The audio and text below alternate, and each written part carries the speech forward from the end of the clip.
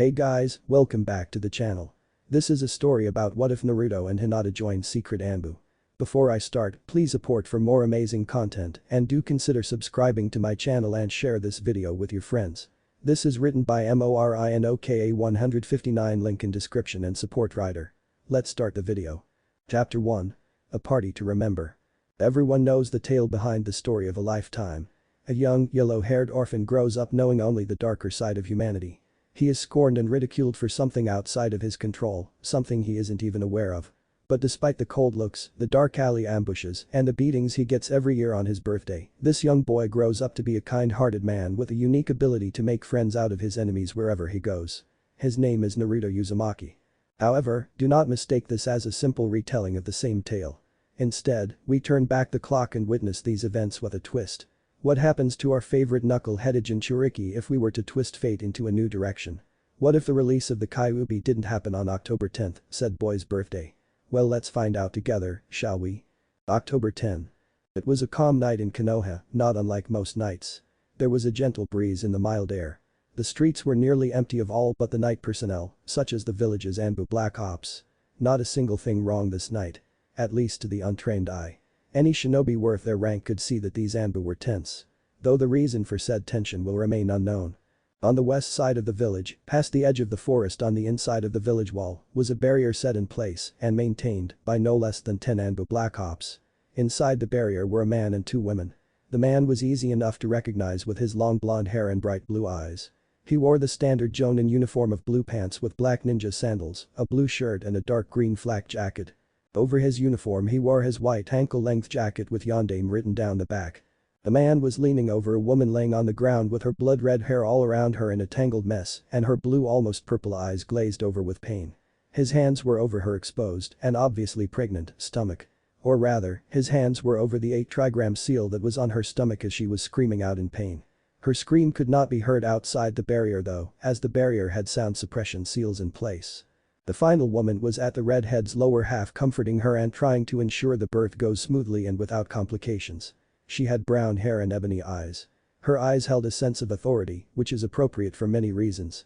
The first being her skills as an accomplished metnin. Second is her rank as a jonin of Konoha. Third and perhaps most impressive, though she would deny it as being important, is that she is the wife of the now retired Sandaime Hokage.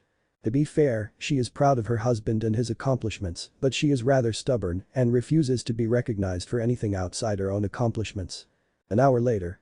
After a long and intensive labor it's finally over and the blonde-haired man goes through a long series of hand signs before placing his hands over the seal and it wavers, repairing the damage caused by the Kyuubi within as it attempted to escape during the one chance that the seal was weakened.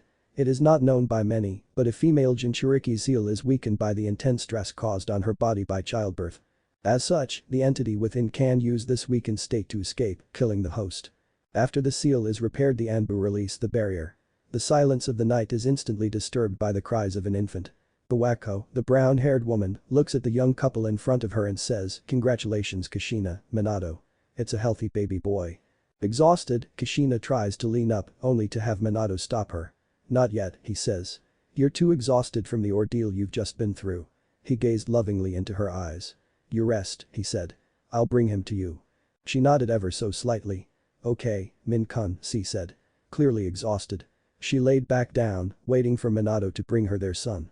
Buwako handed him to Minato only after saying, "Normally, the mother is the first to hold her child."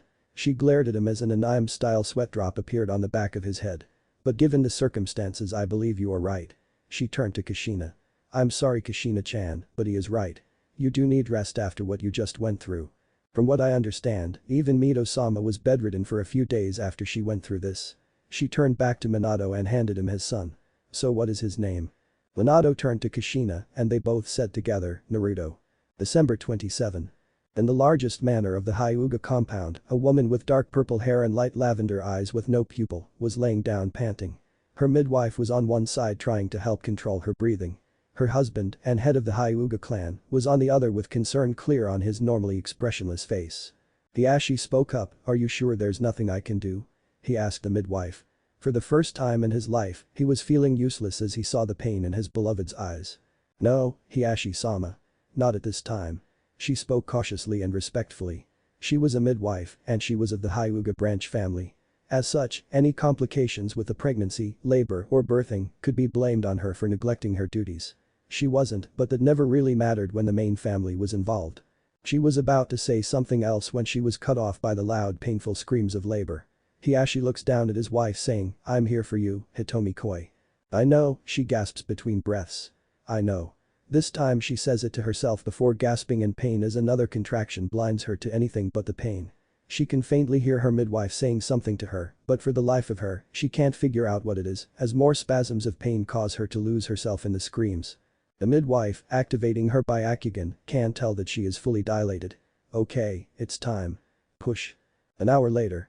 The midwife handed the little pink to her mother first, then to her father. "Congratulations, you have a healthy heiress." She bowed and retreated from the room so as not to intrude on the new parents. "Hinata, that's what we shall name our daughter." "Hi," Hiashi said in agreement with his wife.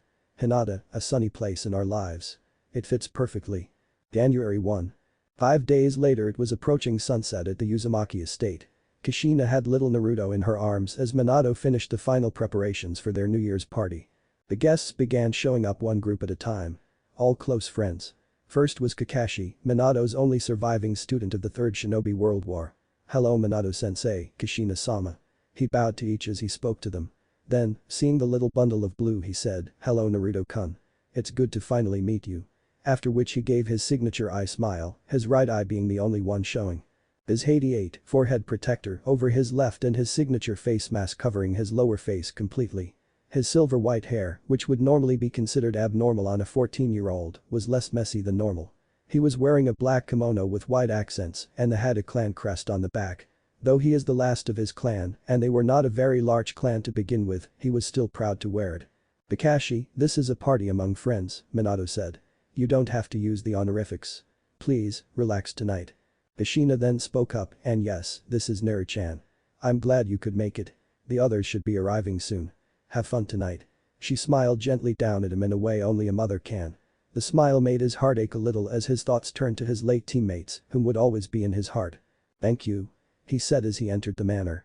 Kakashi went to a table and stood in a corner, pulling out the latest book from Jiraiya-sama titled Tale of a Gutsy Ninja and started reading until the guests arrived. It only took a few minutes for the next guest to show. After knocking 3 times, Minato and Kushina both went to the door with Naruto in hand and greeted their next guest. The door swung open with Fugaku and Makoto Uchiha standing there with a 5½ month-old Sasuke in Makoto's arms. Kushina immediately greeted one of her 2 closest friends. "Makoto," she said, giving her a one-armed hug so as not to squish Sasuke or Naruto. "Aw. Kawaii. Sasuke-kun is so cute." She nearly squealed. Makoto blushed slightly. "You're one to talk," she exclaims. "Your Naruto-kun there looks so adorable with those birthmarks on his cheeks. I hope they grow up to be good friends." "Of course they will," Minato exclaims. "It's good to see you both." "It was most kind of you to invite us, Yondaime-sama," said Fugaku. None of that. This is a party to celebrate the new year with friends. You don't need to use the honorifics," Minato immediately said. "It'll be hard enough to get Kakashi to stop with the honorifics, I'd rather not have to deal with more," he chuckled. "Of course, I mean Minato-san." Fugaku struggled to drop honorifics altogether. Minato sweat dropped in I'm style. "I suppose that's the best I'll get, huh?" So he gave up and invited them inside. Before he could close the door he saw more guests arriving, so he simply waited at the door to greet them instead of closing it just to answer it again. The next guests to arrive were the Hyugas. First was Hiashi, followed by his wife who he was told just gave birth a few days ago. She was holding a pink bundle. After her was Hiashi's twin brother Hisashi, who was in turn followed by his son Niji. Niji was a year and a half old and was staring around curiously at everything. Hiashi, Hitomi, A.N. Yes, I am borrowing the name from another fanfic because it fits so well. I don't remember which fic. Hisashi, welcome to the party, Minato said. And who is this little guy here behind you, Hisashi? This is my son, Niji. As Hisashi spoke, Niji hid ever so slightly behind him. Kushina spoke next. Hey there, she said in a motherly tone. No need to be shy. Niji hid further behind Hisashi, causing everyone to either laugh a little or at least chuckle under their breath in the case of the 2 brothers. Hitomi took a step forward and greeted Kushina next. Thank you for inviting us, Hitomi started, the celebrations of the clan are just too formal and stuffy for my taste. It's our pleasure. By the way, who's this little pink bundle in your arms? Kushina asked. I knew you had a child, but I was never told anything else. She gave Hitomi a firm look, but in a playful way. Hitomi knew immediately that it was not a serious glare, but she apologized nonetheless. Amenasai, Kushina-chan. I would have come sooner, but with clan duties and your own unique circumstances I could not. This is my daughter Hinata. Hitomi said. Gomen for not introducing you sooner. Kushina chuckled. There is no need to apologize for that. I understand. I'm from a clan myself. So I know the duties that go along with such a position. She then looks down at the newborn. Hello Hinata-chan, she said in a sweet tone, I hope you grow up just like your mother. Kind, confident, caring, and beautiful. Though, you could do without Hitomi's over-apologizing nature. She laughed slightly at this, causing Hitomi to blush at this. Anyways, welcome to the party. We have a table with snacks and refreshments in the dining room. The real food is in the kitchen. There's enough to feed an army of Akimichi, Minato said boldly. So don't worry about taking too much. The first few guests to arrive are in the living room. Minato motions them in as the next guests arrive. The next half hour or so went by like this, with Minato and Kushina, with Naruto in her arms, greeting each guest as they arrive in a friendly and open manner. The guests arrived in this order. First was the head of the Nara clan, Shikaku, and his wife, along with their son Shikamaru in her arms. Next were the Akimichi clan head Chaoza, with his wife and son, Choji. Then were the Yamanaka clan head Inoichi, his wife, and his daughter Ino. Of course none of these children will remember the party, but that didn't stop all the new parents from enjoying the introductions of their newborns. Next came Minato's predecessor, Hiruzen Sarutobi, the Sandaime Hokage. After him came a few of the civilians that were friends of the family. Tucci and his daughter Ayame. A few of the friendlier members of the council were invited, though it was no surprise that the only one that actually showed up was one of the civilians as all of the shinobi on the council were already present at the party. This civilian was in charge of commerce in Konoha and owned a large number of stores, including a few respected ninja equipment stores. I will not be naming the civilian council member. No, it is not Mabuki Haruno. The party was pleasant for all those present. This food was good, and just as Minato said, there was enough for everyone to go around, even with the Akimichi clan members present. Just before midnight Minato stood in front of everyone asking for their attention. I just want to thank everyone for coming tonight to celebrate the coming of the new year. I goes without saying that all of those present are a good friend to either myself or Kushina. As such, I'll keep this speech short. Most of those present chuckled at this, knowing that Minato hated public speeches and formal announcements. This past year has blessed many of us with new additions for our clans and families. So, here's to the future. May our children grow up happy and may their childhood bliss last as long as possible. Everyone understood exactly what he meant. They all grew up too fast during the war. None so as much as Kakashi, who made Jonin before he even hit 12 years old during the last war. And so with this passing of the new year, I make it my resolution to ensure the peace and tranquility of Konoha. The applause started up right as he finished. His timing was so accurate that as soon as the last person joined in the applause, the fireworks shot into the sky. The fireworks lasted a half hour and they were the best Konoha had seen in years. As the fireworks died down and the guests had the last of their drinks, they began to leave. The last guests in the estate were the first to arrive. Kakashi, the Uchiha family, and the Hyuga family were the last ones in the estate. Fugaku and Hiashi were discussing the stability of their clans and proposing joint endeavors to ensure a long-standing alliance within the clans. Hitomi, Mikoto, and Kushina were talking about their children and their plans for the future. This includes future play dates for their kids as they grow up. Minato and Kakashi were standing to the side watching everything with content looks on their faces. Or at least it is what people would think about Kakashi, as no one could actually see his face except for one eye. The room went deathly silent for a moment when everyone heard a pained gasp and a glass shattering. All eyes turned to see Kushina with an expression of pure agony on her face as she clutched her stomach. Minato was at her side in an instant with a flash of yellow. She collapsed to her knees and opened her mouth to let out a scream, but no sound came out. Her eyes rolled into the back of her head and she collapsed, unconscious. Everyone present was on full alert. The shinobi present all formed a circle facing outwards around Minato and Kushina as he began going through a set of hand signs and a blue-green glow surrounded his hands. As he moved his hands over her unconscious body, he spat one word that took everyone by surprise. Poison. He worked to remove the poison from her system when everyone turned inward in surprise as a man in a black cloak and a white mask with black accents and a single eye hole on his right side appeared in the center standing over Minato and Kushina. No one moved an inch as the man had the newborn Naruto in his arms with a kunai at the baby's throat. Hello Yondaime, he said in a deep and distorted voice. I've come for the Kyuubi. Hand her to me and no harm will come to your child. Chapter 2. A fight for the future. Everyone froze in place as a killing intent comparable to a tailed beast filled the room. The masked man looked at Minato, letting loose his own killing intent at him to neutralize Minato's. With everyone free from the killing intent, the masked figure spoke again. Everyone out except your dear Yondaime and his wife here. Otherwise my wrist might just slip. His kunai pressed against the side of the baby's neck where the primary artery is. It wasn't enough to wake the child, but it was certainly enough to make him stir. Do it, please. Minato spoke in a forced calm that hid none of his emotions. Everyone in the room could feel his anger like a glacier carving a mountainside. Everyone complied. Stay in the courtyard and stay quiet, the masked man commanded. No one disobeyed. If there was one way to gain the cooperation of shinobi, it was to gain leverage over their leader. He had done just that. Now then, you set your wife before me, and I will give you back your precious bundle of joy. He spoke in a tone that could be called boredom if not for the situation. Minato complied, his eyes never leaving the masked man. You won't get away with this. There is nowhere that I cannot find you. He secretly marked his wife with one of the seals necessary to use the jutsu that made him famous. The mark faded, as was intended. What no one but Minato and Kushina knew was that the markings would never disappear from any surface that he marked. Now step back, the masked man said. Minato did as instructed. What else could he do? Then, the man tossed Naruto towards the door as Minato bolted after him in an insane burst of speed. He caught Naruto as gently as he could, but it was too late. Naruto woke up and started crying loudly.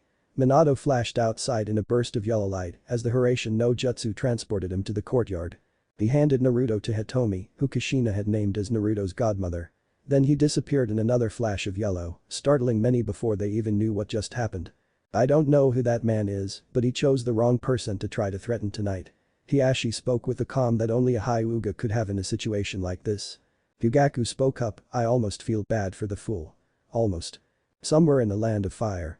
Minato arrived in a flash of yellow as the masked man had just finished a string of hand signs. 4-pillar binding crucifixion, he yelled as Kushina's unconscious form was lifted into the air between 4 stone pillars with a sealing matrix spread across them. The matrix was so complex, Minato couldn't even begin to guess at its origin. This confused the seal master for only a moment before he launched into action. Konoha. 30 minutes later. The Kyuubi attack on Konoha happens as in canon up until the point when Minato and Kushina begin to seal the fox. The ANBU Black Ops, the Sandaime Hokage, and all members of the crashed New Year party arrive at a barrier just as the Kyuubi attempts to pierce Kushina with his claw while she is on the ground. No one is sure exactly what happened out here, but it is clear that a landscape-changing battle took place. The barrier flickers as Minato steps in front of the fox and erects another barrier around both himself and his prone wife. After a moment, the outer barrier falls, and the group rush in to aid their Hokage. Before anyone can do anything however, Kushina gets up from whatever had her on the ground and uses her bloodline limit, adamantine chains. This paralyzes the large fox just long enough for the group approaching to arrive. I'm sorry everyone, Kushina says. But I will only be able to restrain the fox for about a minute. Minato has a plan, but it must be done now while I'm still alive or it won't work. Please, she looks at Hitomi. Please take care of our son. Everyone was shocked at her words, her appearance only adding to their astonishment. She looked bad, very bad. She had dark circles under her eyes, making it seem as if she hadn't slept in a year. Her skin was so pale it was almost translucent. She had very little strength, making it a wonder that she could even move at all, let alone restrain the strongest of the tailed beasts. Every face had a solemn expression. Hitomi and Mikoto had tears in their eyes, barely held back by the strength of their will. Hitomi nodded to Kushina, not trusting herself to speak. Minato spoke next in a sad but commanding voice. Bring Naruto to me. The only way to stop the fox is to seal it within a human vessel. To say that those gathered here were shocked would be a gross understatement. They knew that the only way to stop it was to seal it, but they didn't expect him to use his own son to do it. Knowing what they were thinking, he spoke again. The 5 through 9 tails cannot be sealed into just anyone. Only an infant with undeveloped chakra coils can contain their power without dying. He spoke this firmly and with so much despair in his voice that those present could tell he was absolutely truthful with them in this, which only caused their hearts to weigh heavier. Kushina looked at them with conviction in her pained face. He's right, I can't stand it, she said with tears in her eyes. But he's right. I was the last Jinchuriki of the Kyuubi no Kitsune. I had it sealed within me after a ceremony to revert my chakra coils to infant-level development. That's why I could live. Seeing no other alternative, Hitomi brought Naruto to Minato. He flashed through a series of hand signs that only Hiruzen recognized, causing him to gasp. Minato, surely there is another method to seal the fox.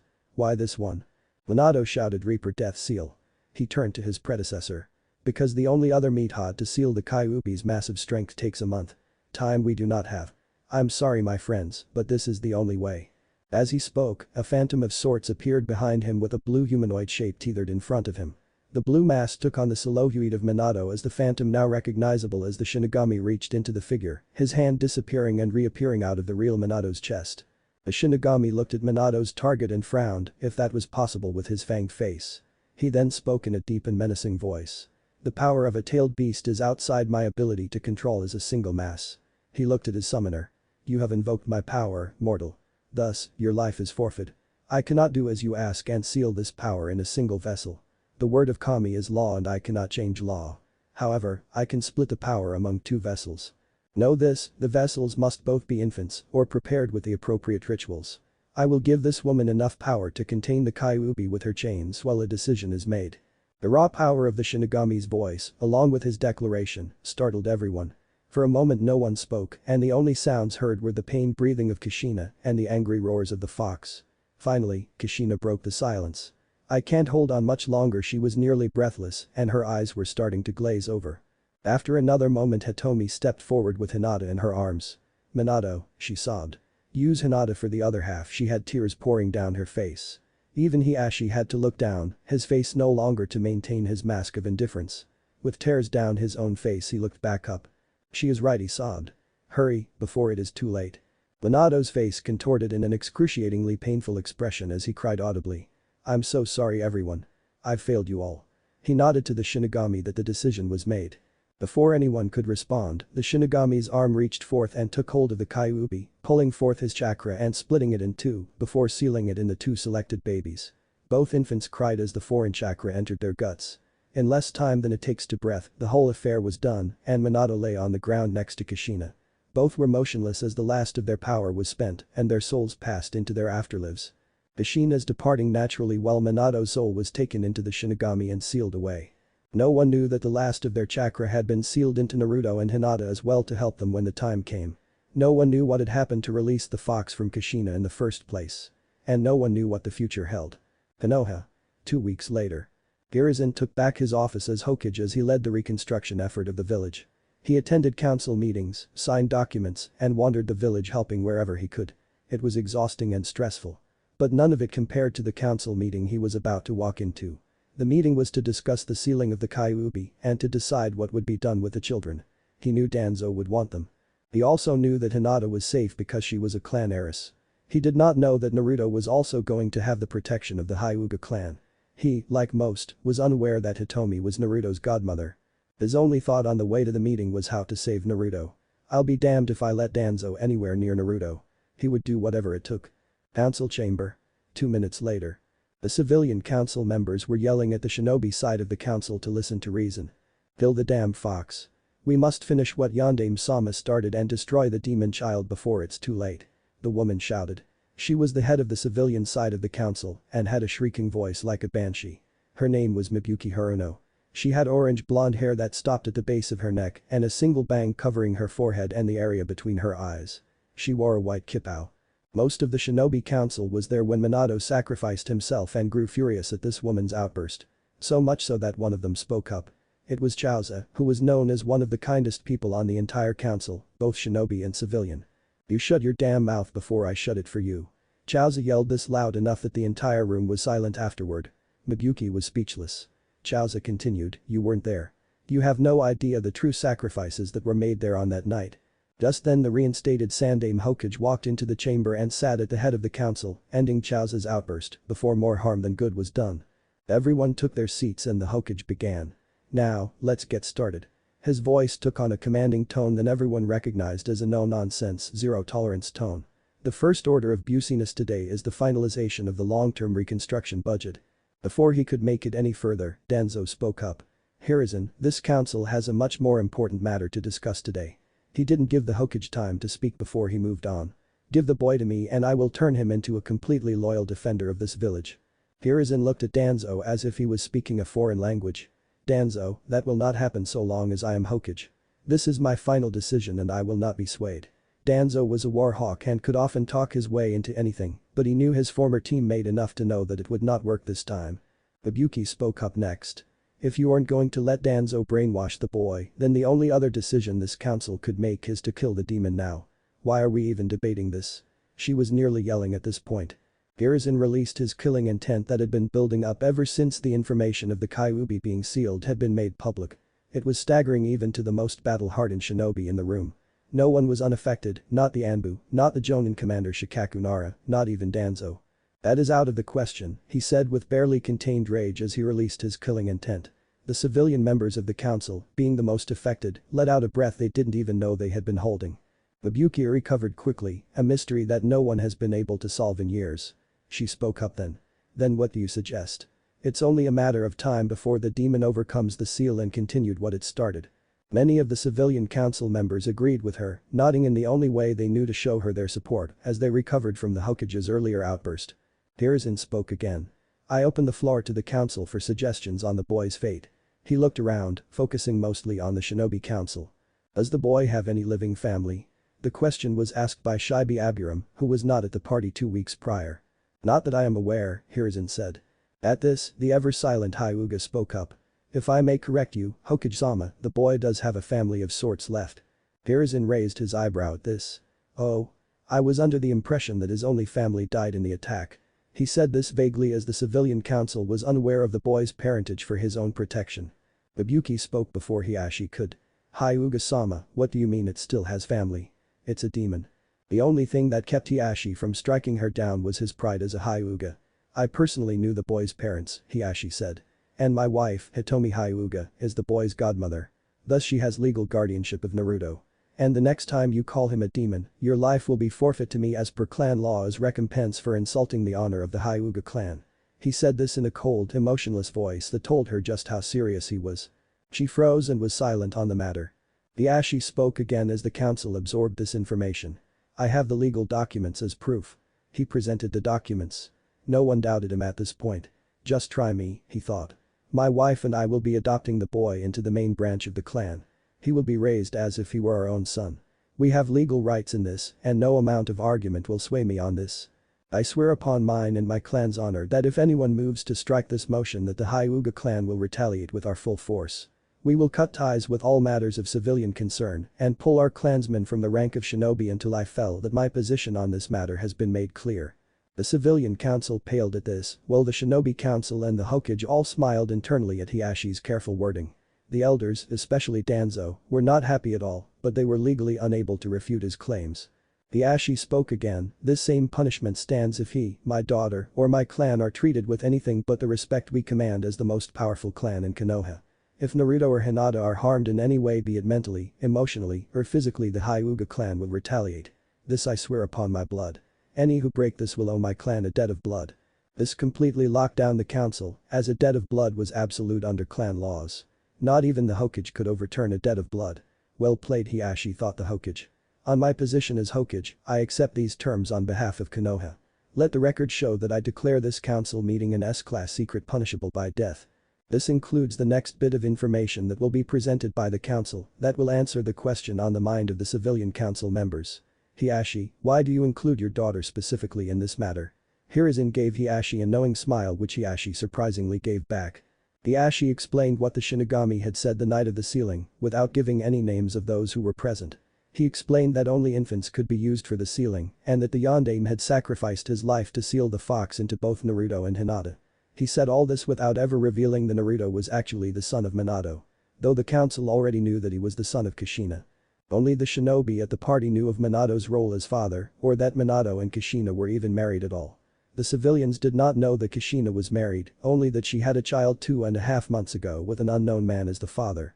Let the record show that Naruto is officially taken in by the Hyuga clan, and that both he and Hinata, the two Jinchuriki of Konoha, will not be treated as such on pain of death or blood debt, whichever is broken. Hiruzen closed the matter. Now, the council will move on to the budget. Chapter 3. Nightmares and Truths Revealed. It's been 3 years since the Kyuubi was released in the village. By this point, every secret of the council meeting has been released to the public, including the Hyuga clan head's threat to the village. As such, no one dared to make a move against them. Hinata was treated with the utmost respect. Or at least that's how it seemed. Secretly, the civilians despised having her around. And while they did not openly show it, people could tell.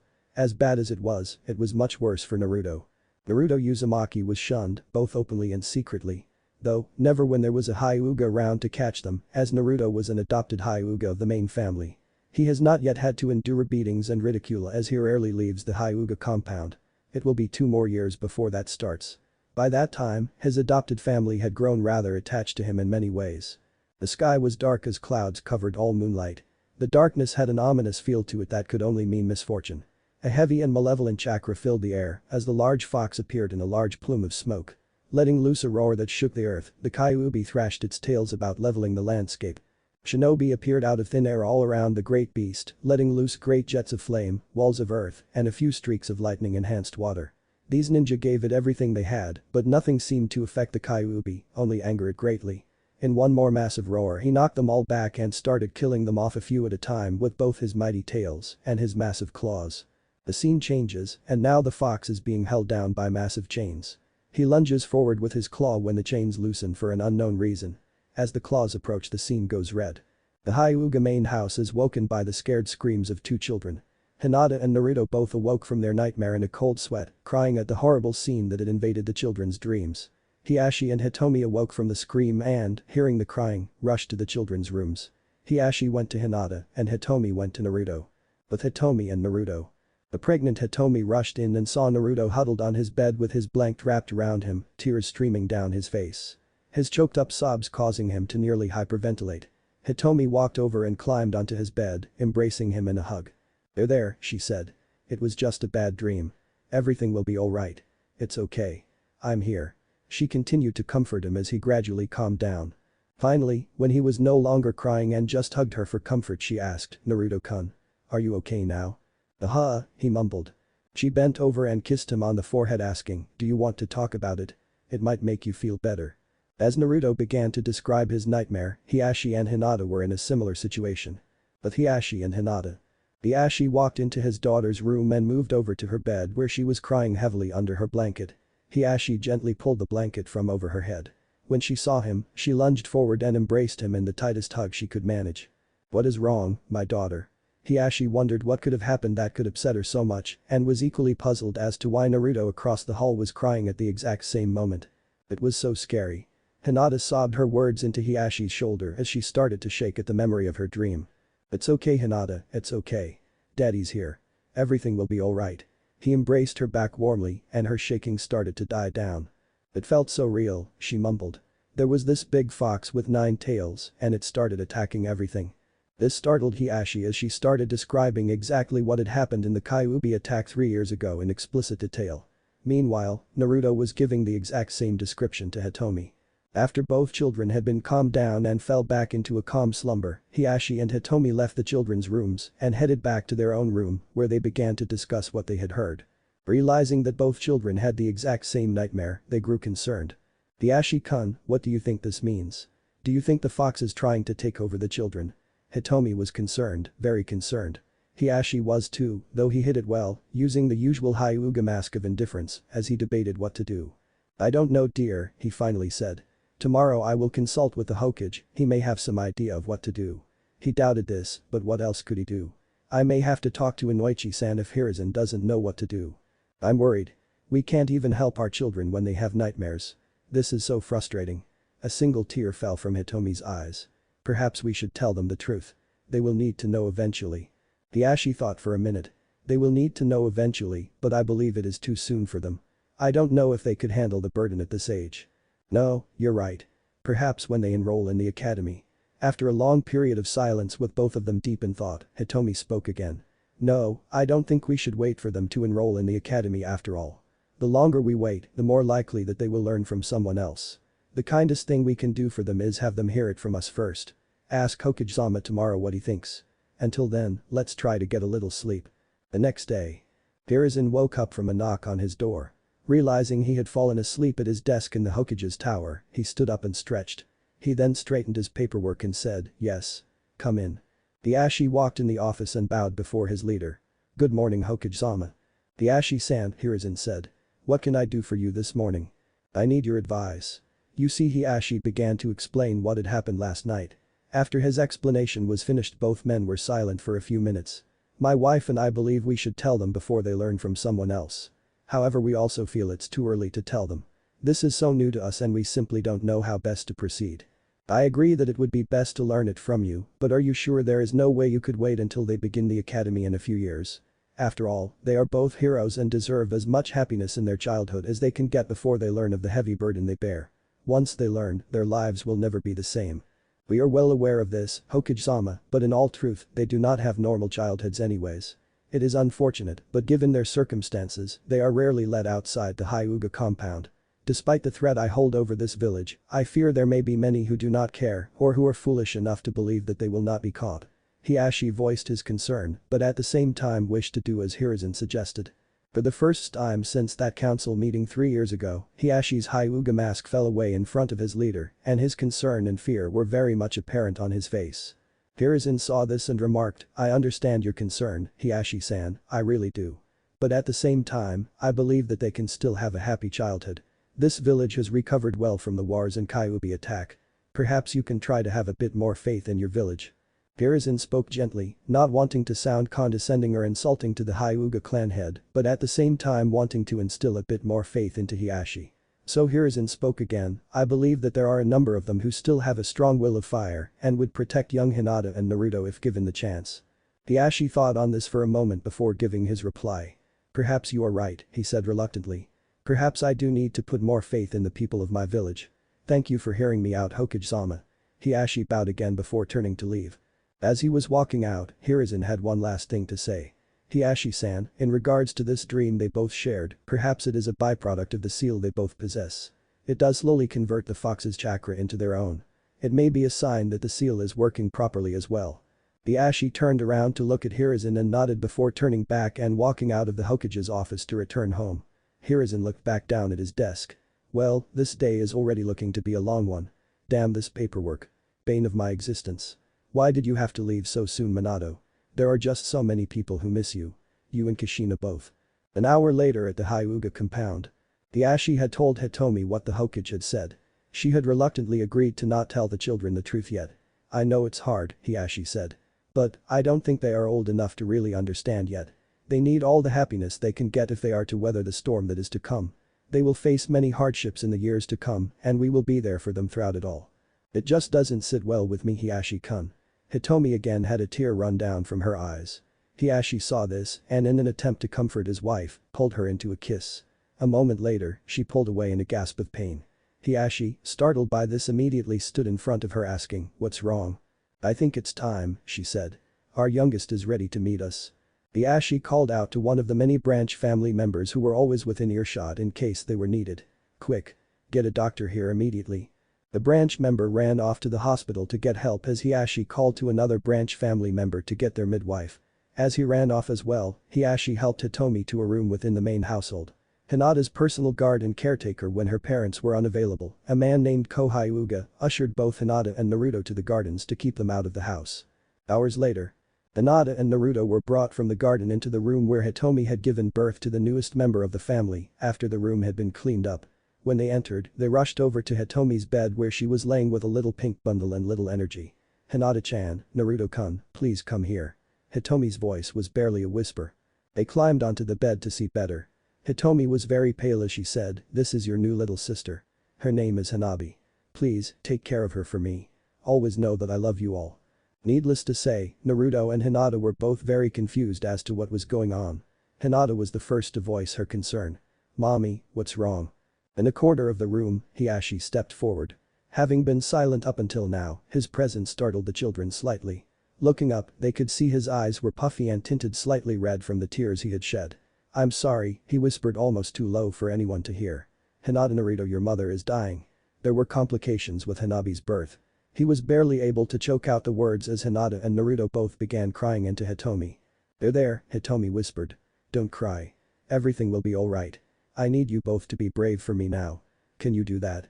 As she spoke, her words continued to get softer and softer until they were barely a breath. Both children just nodded, unable to speak. "Good, take care of each other and take care of Hanabi. Remember, I will always be with you in your hearts. I love you all." And with her final words of love, her body went limp and her eyes lost their light as life left her.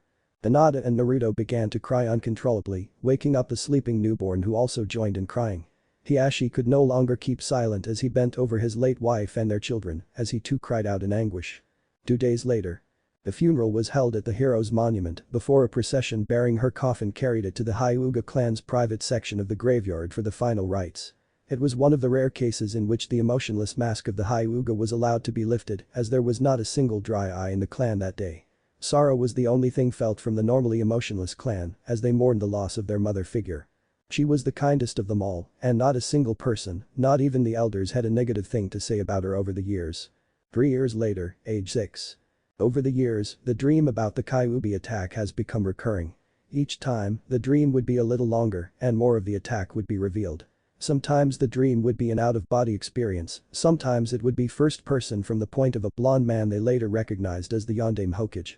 And in the scariest version of the dream, it would be from the point of the Kyuubi itself. By this point they also recognized exactly what the giant fox was. After the first few months of the dream, Naruto and Hinata still woke up in a cold sweat, but they no longer woke up crying. For this reason, Hiashi was unaware of the dream lasting longer than a few months. This was one such day when the dream came back. Both Naruto and Hinata had woken up in a cold sweat once again. Looking at their clocks they saw that it was almost 6 in the morning. Almost time to get up anyways, so they shut off their alarms and got dressed before stepping out of their rooms and meeting up in the hallway as they had been doing for nearly 2 years now. "The dream again?" Naruto asked solemnly. "Yes," Hinata said. "There was more this time. Did you see all the people who were there when Yondaime Sama summoned that awful spirit thing?" She had no clue that it was the Shinigami himself that the Yondaime had summoned. "Yeah. It looked like a lot of important people were there. I saw Sandaime Jiji, old man grandfather, and Hiashi Tosen, father." He was really confused. They had both come to the conclusion a little while ago that this was not just a dream.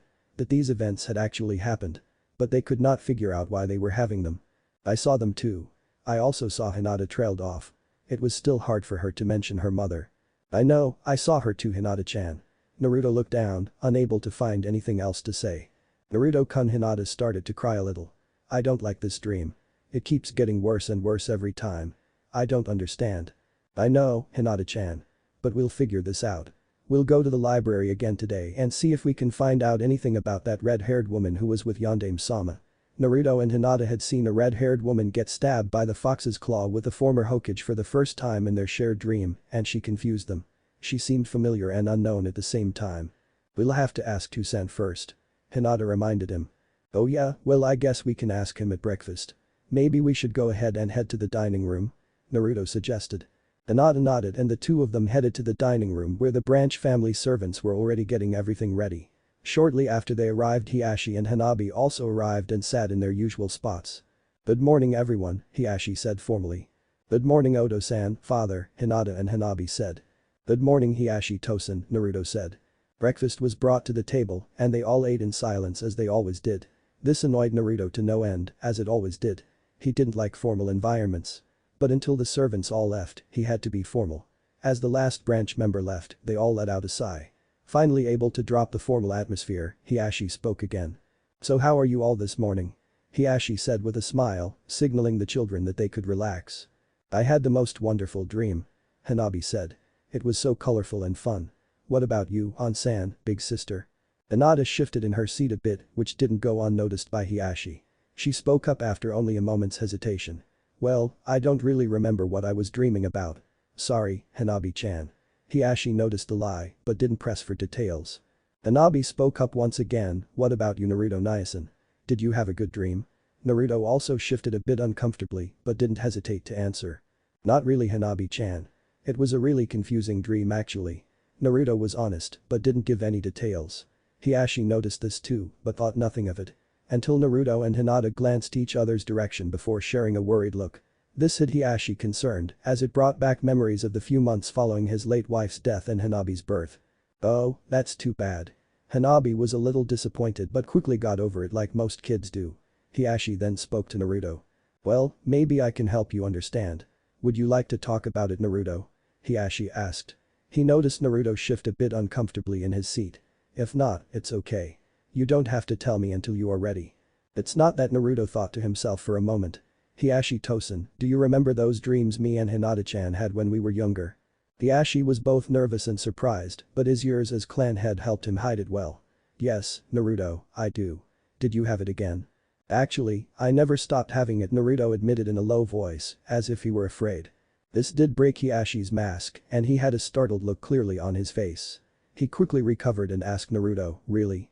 I thought you stopped having that dream years ago. No sir. We have been having the dream a lot. And it keeps getting longer and longer. Naruto admitted. Hinata shifted uncomfortably. Hiashi now understood and spoke. I see. But what do you mean it's getting longer? He thought he knew the answer, but he needed to be sure. Before he could speak, Hinata interrupted timidly, actually Tusan, we were hoping you would let us go back into the clan library so we could look up a few things about the dream. Hinata was a bit timid, though not as bad as she could have been. Not by a long shot. Hiashi thought for a moment before answering. Actually, before you go digging in the archives, please explain what it is you saw and at least let me try to answer any questions I can. He saw them contemplating their decision while glancing at Hanabi, who was confused as to what was going on. He decided to help them make their decision by excusing Hanabi, who had finished eating. Hanabi, why don't you go outside and play while we talk? Yes Odo-san, Hanabi said in a disappointed tone before she got up and headed outside. Hinata thanked her father for that and, with help from Naruto, she explained what they had seen and heard. She also explained that each time they had the dream, more and more of it was clearing up. She also explained that the two of them had decided a while back that it was not just a dream, but somehow was actually past events. Though they did not understand how, Hiashi knew instantly that the time had come to tell them the truth. Hinata, Naruto, listen for a moment. I have something very important to tell you both that will clear up everything about your dreams. Please do not interrupt me while I explain and save any questions until the end. I will answer everything then. He then proceeded to explain everything. The attack, the fox, the seal, Naruto's real parents who he had always asked to know who they were and the circumstances behind why his father had done what he had done. He then explained what the Shinigami had said that night and how Hinata was chosen to contain the other half of the Kyuubi. He explained it all and was not interrupted a single time, much to his surprise. After his explanation was complete he waited a few moments while the two children digested everything. Naruto was the first to speak. So, my real father was the Yondaime Hokage and my mother was the previous host of the Kyuubi. Hiashi's heart broke a little at the words real father but hid it well before answering. Yes, and they were both great people and amazingly loyal friends. Naruto smiled a little bit before saying, thank you, Hiashi Tosen. Thank you for finally telling me. Hiashi was relieved that Naruto still looked to him as a father figure. Hinata spoke up then, so that's why Naruto-kun lives with us? Because we both have the fox in us? No, Hinata, that is not the only reason why. You see, your mother was also Naruto's godmother. That means that in the event that something happened to his mother and father, that your mother would take him in and care for him as her own son. And that is exactly what we did. We came to love him as our own son. Which brings me to my next topic. Unless you have more questions. They did, in fact, have more questions. But they decided to wait until later to ask them. They wanted to think on it for a little while and see how they felt about everything first. Shaking their heads no, Hinata said, no, I don't think we have any more questions right now. But if we do later, can we still come and ask, Odo-san? He nodded yes and continued on. Naruto, there is something I have been meaning to ask you for a while now. How would you like to become a real Hyuga? To say that Naruto was shocked would be an understatement. He was speechless to the point of not even knowing his own name at the moment. After a moment, he collected his thoughts and took a moment to understand what Hiashi meant, but he couldn't figure it out. What do you mean? Smiling, Hiashi explained. Well, there is a ritual passed down from generation to generation, from clan head to clan head. This ritual, called the blood rite, will imbue the blood of a Hyuga in you, making you an official part of the family, as well as granting you the Byakugan. You will learn our ways, traditions, fighting style, and the secrets of the Byakugan. You will become a member of whichever branch sponsors you to become a full Hyuga. But since it is me offering, you would become part of the main family of the main branch of the Hyuga clan. In other words, you would become my son completely. Naruto could only stare at Hiashi smiling down at him. Naruto then smiled in what would become his trademark fox-like smile before leaping at Hiashi and embracing him in a hug. Hiashi then explained further, you will become a Hyuga in blood, though at the same time, you will still be Naruto Uzumaki Namikaze. That is your true last name, by the way. And as such, you will be both my son and the son of Minato and Kushina. You will still have their DNA and your father's bloodline, as well as the Hyuga bloodline. What Hiashi didn't explain was that since his DNA wouldn't change, he could pursue a relationship with Hinata later down the road if he chose to. They were too young to understand that, so he didn't bother to explain it. Uzumaki Namikaze and also Hyuga. Wait, my father had a bloodline? Naruto asked. Yes, Naruto, but I do not know how it works. All I know is that once it awakens, you will be able to use your father's signature jutsu. It is called Hiraishin, and it is probably the most deadly jutsu in Konoha. That is so cool. Naruto shouted as he jumped up and down. Hinata could only smile at this. She was so happy for Naruto. Oto-san, what does Naruto-kun have to do for this ritual? Hinata asked. Well, I will have to perform a very complicated jutsu and sacrifice a bit of my blood, almost like a summoning jutsu. Then Naruto will go into a deep sleep for about a day. When he wakes up, he will have the Byakugan and be a full member of our family. He then turned to Naruto and added one more thing. Naruto, you need to know that the ritual will involve some pain and discomfort in your eyes while they change. Your eyes will still be blue like they are now, but when you activate the Byakugan, your eyes will become like ours. They will be pale white and pupilless. You are the clan heir of both the Uzumaki clan and the Namikaze clan, as well as a member of the main family of the Hyuga. This is something that has never been done. I am both glad and proud that you have chosen to do this. Naruto just smiled at Hiashi saying, well, I'm very happy to be part of this family. Now I get to make it official. I'll be a real part of the family now. Once you recover from the ritual, you will be taught how to activate the Byakugan and you will both begin training under me. Naruto, your training will be on the laws and traditions of the clan that Hinata already knows. Hinata, you will be training on the duties of the clan head in preparation for the day you take over for me. You will both be trained on the gentle fist and the secrets of the Byakugan. We will do the ritual tomorrow. Until then, I have duties I must take care of with the clan. Enjoy your day, both of you. And with that, Hiashi left the two of them in the dining room talking excitedly about starting their training. Chapter 4. Blood Rites and Cool Eyes. Naruto woke up the following day with a smile on his face as he remembered the conversation he had with his father figure the previous day. He was excited, to say the least. Today he would become a true member of his family. Not that he hadn't been a part of the family already, but this would give him a deeper sense of belonging that he hadn't known before. I climbed out of bed and went to his closet. In it was a rather plain-looking wardrobe consisting of shirts, robes, shorts and pants of the typical Hyuga style. The only difference was that most of the clothing had some kind of orange accent on it, such as a stripe down the sides of the pant legs, or the swirl of Konoha shinobi on the back of the shirts that he now knew was the Uzumaki clan crest. Deciding on his clothes, he quickly got dressed and headed for breakfast just like any other day. This would not be like any other day, however, and he knew it. Hinata met him in the hall as she usually did, as they somehow always woke up around the same time. It was as if their internal clocks were completely in sync with one another. When they arrived, Hiashi and Hanabi were already there as usual, and the little firecracker, An. Couldn't resist the joke there, haha, was radiating joy. Hiashi had just told her about the rite that Naruto was going to be undertaking in a few hours. Ani-san. Are you really going to become a Hyuga today? Hanabi couldn't contain her joy at the thought that her older brother figure was going to truly take up the role of an older brother. Hi, Hanabi-chan, Naruto said excitedly. Naruto-kun, Hinata said. Are you sure you want to do this? Oto-san said that the jutsu and ritual would be painful. What? Hanabi cried out. An-san, is it really going to hurt Ani-san? Hanabi looked from Naruto to Hinata then back to Naruto before finally looking back to her father. Oto-san. Hiashi looked to his youngest. Hi, it will cause a bit of pain in his eyes as he gains the Byakugan. But don't worry, Hinata and I will be there too.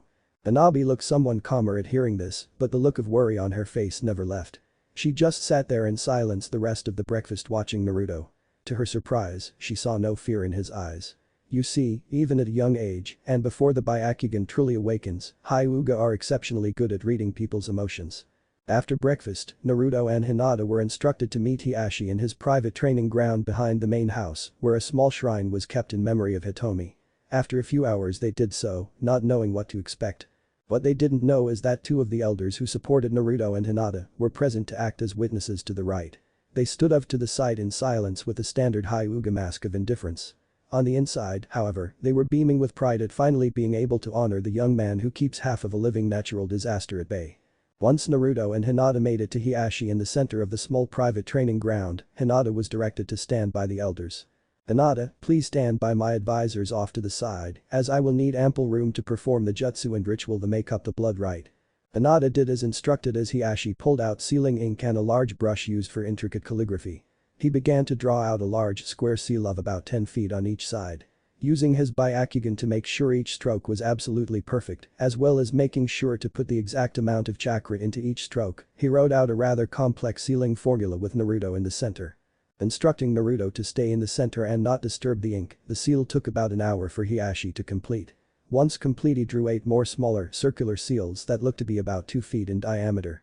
4 of them were positioned at each corner of the square, which pointed in the cardinal directions of the compass. The other 4 were positioned dead center between the cardinal directions. He then pulled out a ceremonial knife and cut open both of his palms to draw blood before going through a string of 32 hand signs and shouted out, "Sealing art. Bond of blood jutsu." Upon activation, the sealing matrix flared to life with a bright white glow. The seal retreated onto Naruto until it was no bigger than a single kanji on Naruto's forehead. Naruto cried out in pain and fell to his knees as his eyes glowed white. A burning pain blinded Naruto as he closed his eyes tightly. The elders held onto Hinata's shoulders to prevent her from running to Naruto and interrupting the rite. The pain felt like it lasted for hours, days, even weeks. Naruto lost track of all his senses, but the sense of pain behind his eyes. All meaning left him as he was on the blackened border of unconsciousness. As he was about to pass out, he heard Hinata cry his name, reminding him of what he was doing. He was joining Hinata's family.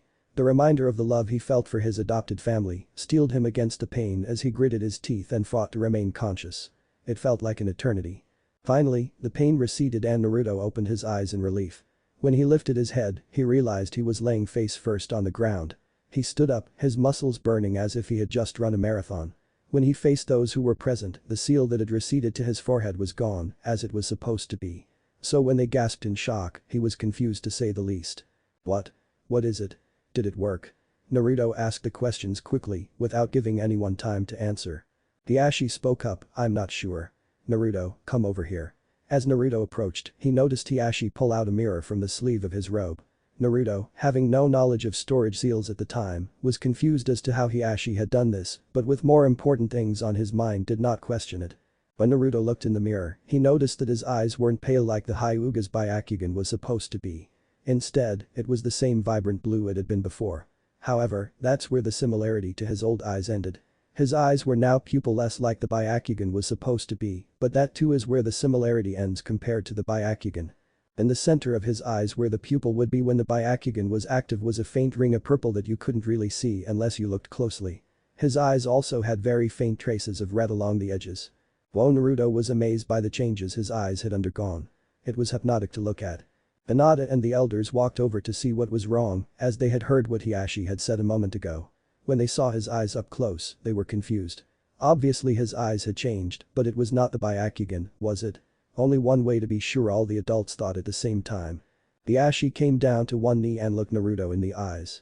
"Naruto, form these hand signs while concentrating chakra in your eyes and say Byakugan." Hiashi ran through a few hand signs slowly so Naruto could see them clearly. Copying the hand signs, Naruto did just that. "Byakugan," he shouted as his vision changed to black and white and he could see in a full 360 degrees, which was very disorienting to the young boy. When he activated the Dijutsu, his eyes had the telltale signs of activation in the form of bulging veins on either side of his head. The purple ring in his eyes where the pupil develops during activation was made more pronounced. To top off the surprise of everyone, his eyes glowed with a cerulean violet aura. It was faint, but it was visible. This puzzled everyone present. "Did it work, Naruto-kun?" Hinata asked. "Yeah, I think so, Hinata-chan. This is so weird and cool too. I can see everything. But a lot of it is blurry. Is it supposed to be like that?" Hiashi spoke up. "Then, you'll get used to it with time and practice. Now stay perfectly still and try to focus your eyes on me without moving them as we test the limits of your new Byakugan. It's something every Hyuga undergoes when it is activated for the first time." "Okay, Hiashi-tosen." After stepping back to about 10 meters, Hiashi began to walk in a slow circle around Naruto in a clockwise direction. At each position of a clock, meaning at 1 o'clock, 2 o'clock, etc., he held up a number of fingers and asked Naruto how many he was holding up. After focusing for a moment, Naruto was able to answer each time. This was surprising to the adults, but not unheard of. And truthfully, it was not unexpected since it was Hiashi's blood that was used for the ritual.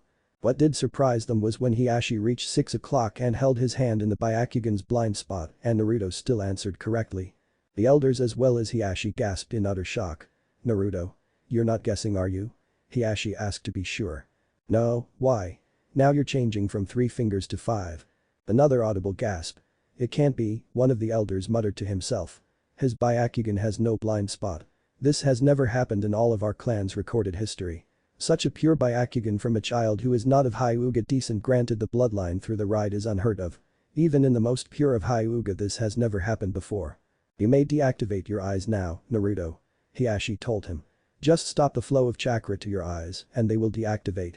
With practice, you will eventually be able to activate them without hand signs or even a word. After Naruto did as told, he was dismissed to go play with Hinata and Hanabi while Hiashi talked with the elders. After discussing what had happened, they decided it would be best to call a council meeting as soon as possible to let the other elders know of this unprecedented discovery. Later that afternoon. After Naruto and Hinata went to Hanabi to tell her what happened, Naruto had shown her his cool eyes as he had put it. He had kept them active the whole time he was telling her about what he felt and how he had passed some kind of test with flying colors. Hinata had started to worry that Naruto would use too much chakra by having his eyes active for so long after just acquiring them. She was reluctant to activate her own eyes for too long for the same fear.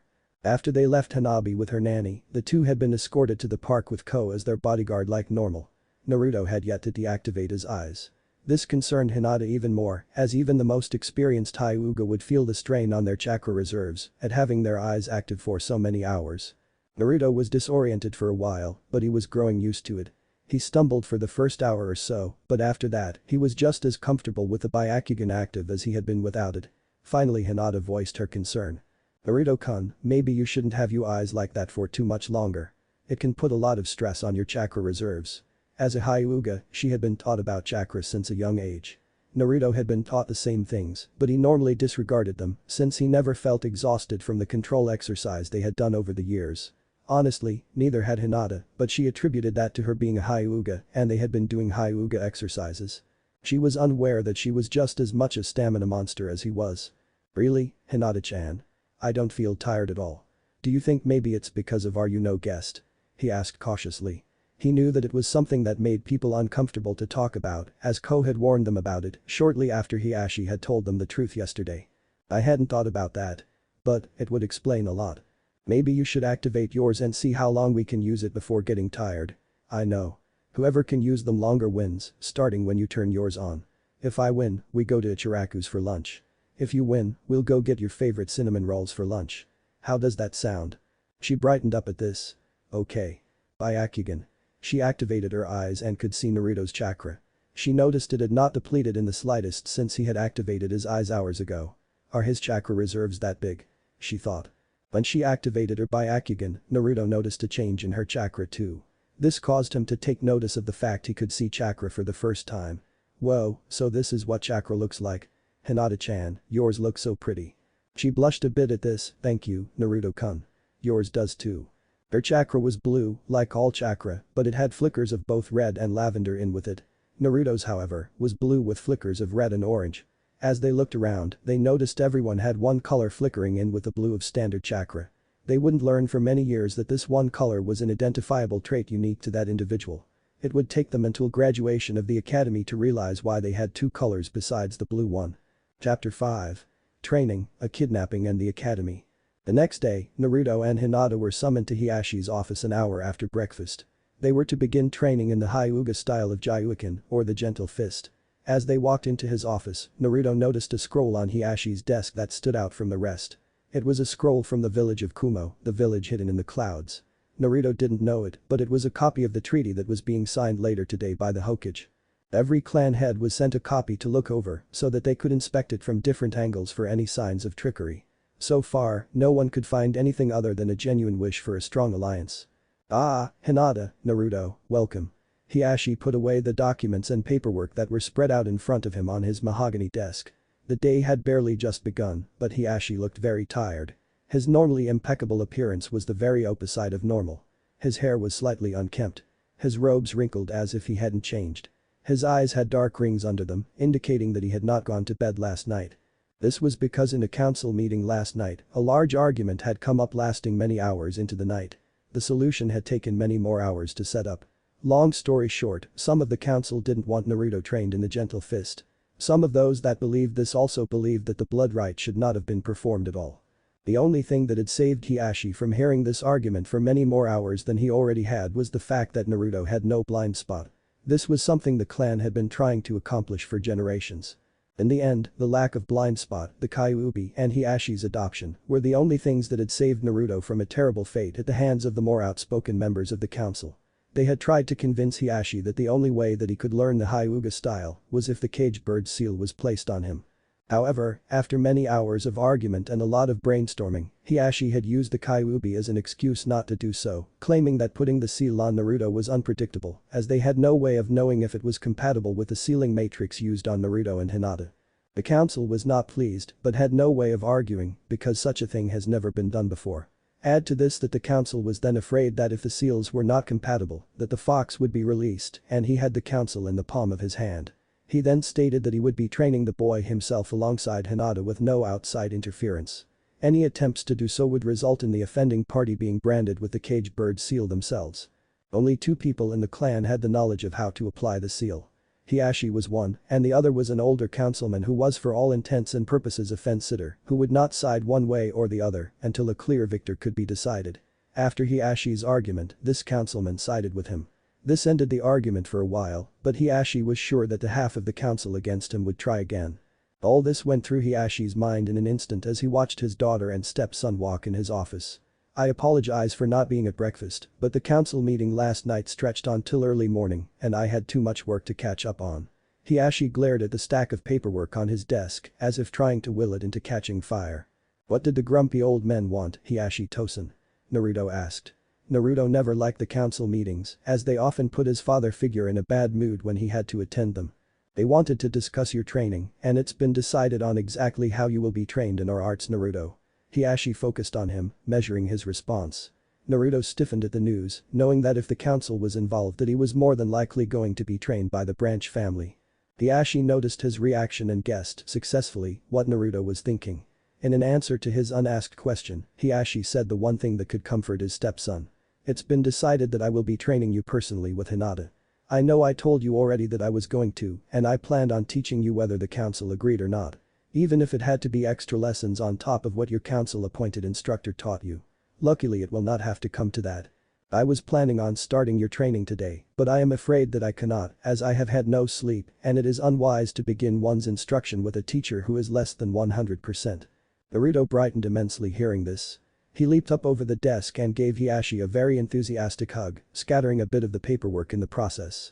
Hinata giggled at Naruto's antics and started to gather her father's scattered paperwork. Hiashi hugged Naruto back, though only briefly before clearing his throat. Naruto blushed a little in embarrassment at his outburst and walked back around the desk to help Hinata clean up his mess. As happy as I am that you are happy as well, I must make one thing clear. You absolutely must take the training very seriously. I know you don't go back on your word, as you've stated and proved numerous times. So promise me right now that you will take the training that I give you both as serious as if it were a life or death situation. Can you do that? Hiashi needed their training to bear great results in order to have leverage against the council next time they try something. He needs his children to excel for their own future happiness. This goes for you as well, Hinata. I need you both to promise me this. Without hesitation and in perfect sync, the two promised. We promise. Later that night. The village was celebrating the Kumo Konoha Treaty that declared the two nations to now be in a firm and hopefully long-lasting alliance. A festival had been hastily put together. Even though it was in haste, it was just as good as any other festival the Hidden Leaf was famous for. No other village across the elemental nations could throw a festival like Konoha could. Naruto and Hinata had been allowed to go out into the village for the festival with Ko as their guard and escort. They had visited many of the best-looking shops and stands that had been set up. Naruto's personal favorite was the mask shop where he had bought a replica ANBU mask with a bit of his allowance. Hinata's favorite stand to visit was a flower and herbs stand that was run by the Yamanaka clan. While there, she had bought herself seeds of various plants to plant in her private section of the Hyuga garden. She was already very adept at gardening, even at only 6 years old. It was one of her favorite things to do when she wasn't playing with Naruto or Hanabi. Knowing they would one day be ninja, they decided to visit a shinobi weapon stand so that they could see what cool things that would be on display. When they had finished looking at all the unique weapons on display, they headed to the river to get a good spot on the bridge to watch the fireworks that would be going on shortly.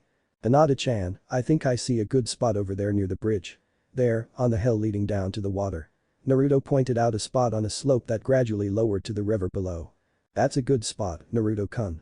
Ko, can we watch the fireworks from down there?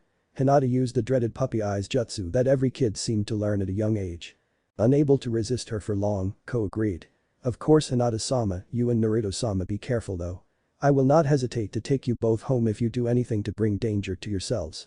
I will watch you from here. Thank you Ko-san. Naruto exclaimed brightly. He started to run over to where the hill started, dragging Hinata with him. Once they reached the hill, he slowed to a careful walk, making sure to measure every step so as not to slip and roll down the hill. He kept a firm hold on Hinata's hand, ensuring she didn't slip. Hinata smiled at this, knowing he was very protective of both her and Hanabi. Naruto was technically the middle child of the three of them, but that didn't stop him from being a very protective big brother to both her and Hanabi at times. They all knew perfectly well that Naruto was their stepbrother, but Hanabi didn't care, she was just excited to play with him any chance she could. She loved her big brother. Hinata was different at times. Sometimes she saw him as her protective brother, sometimes she saw him as her best friend who she could feel completely safe around at all times. She was sure that he would always be her best friend, no matter what happens in the future. They reached the bottom of the hill and sat on the grass only 10 feet from the water. Closer than they probably should have gone, but the fact that Ko hadn't collected them, they assumed this distance was safe for watching the fireworks.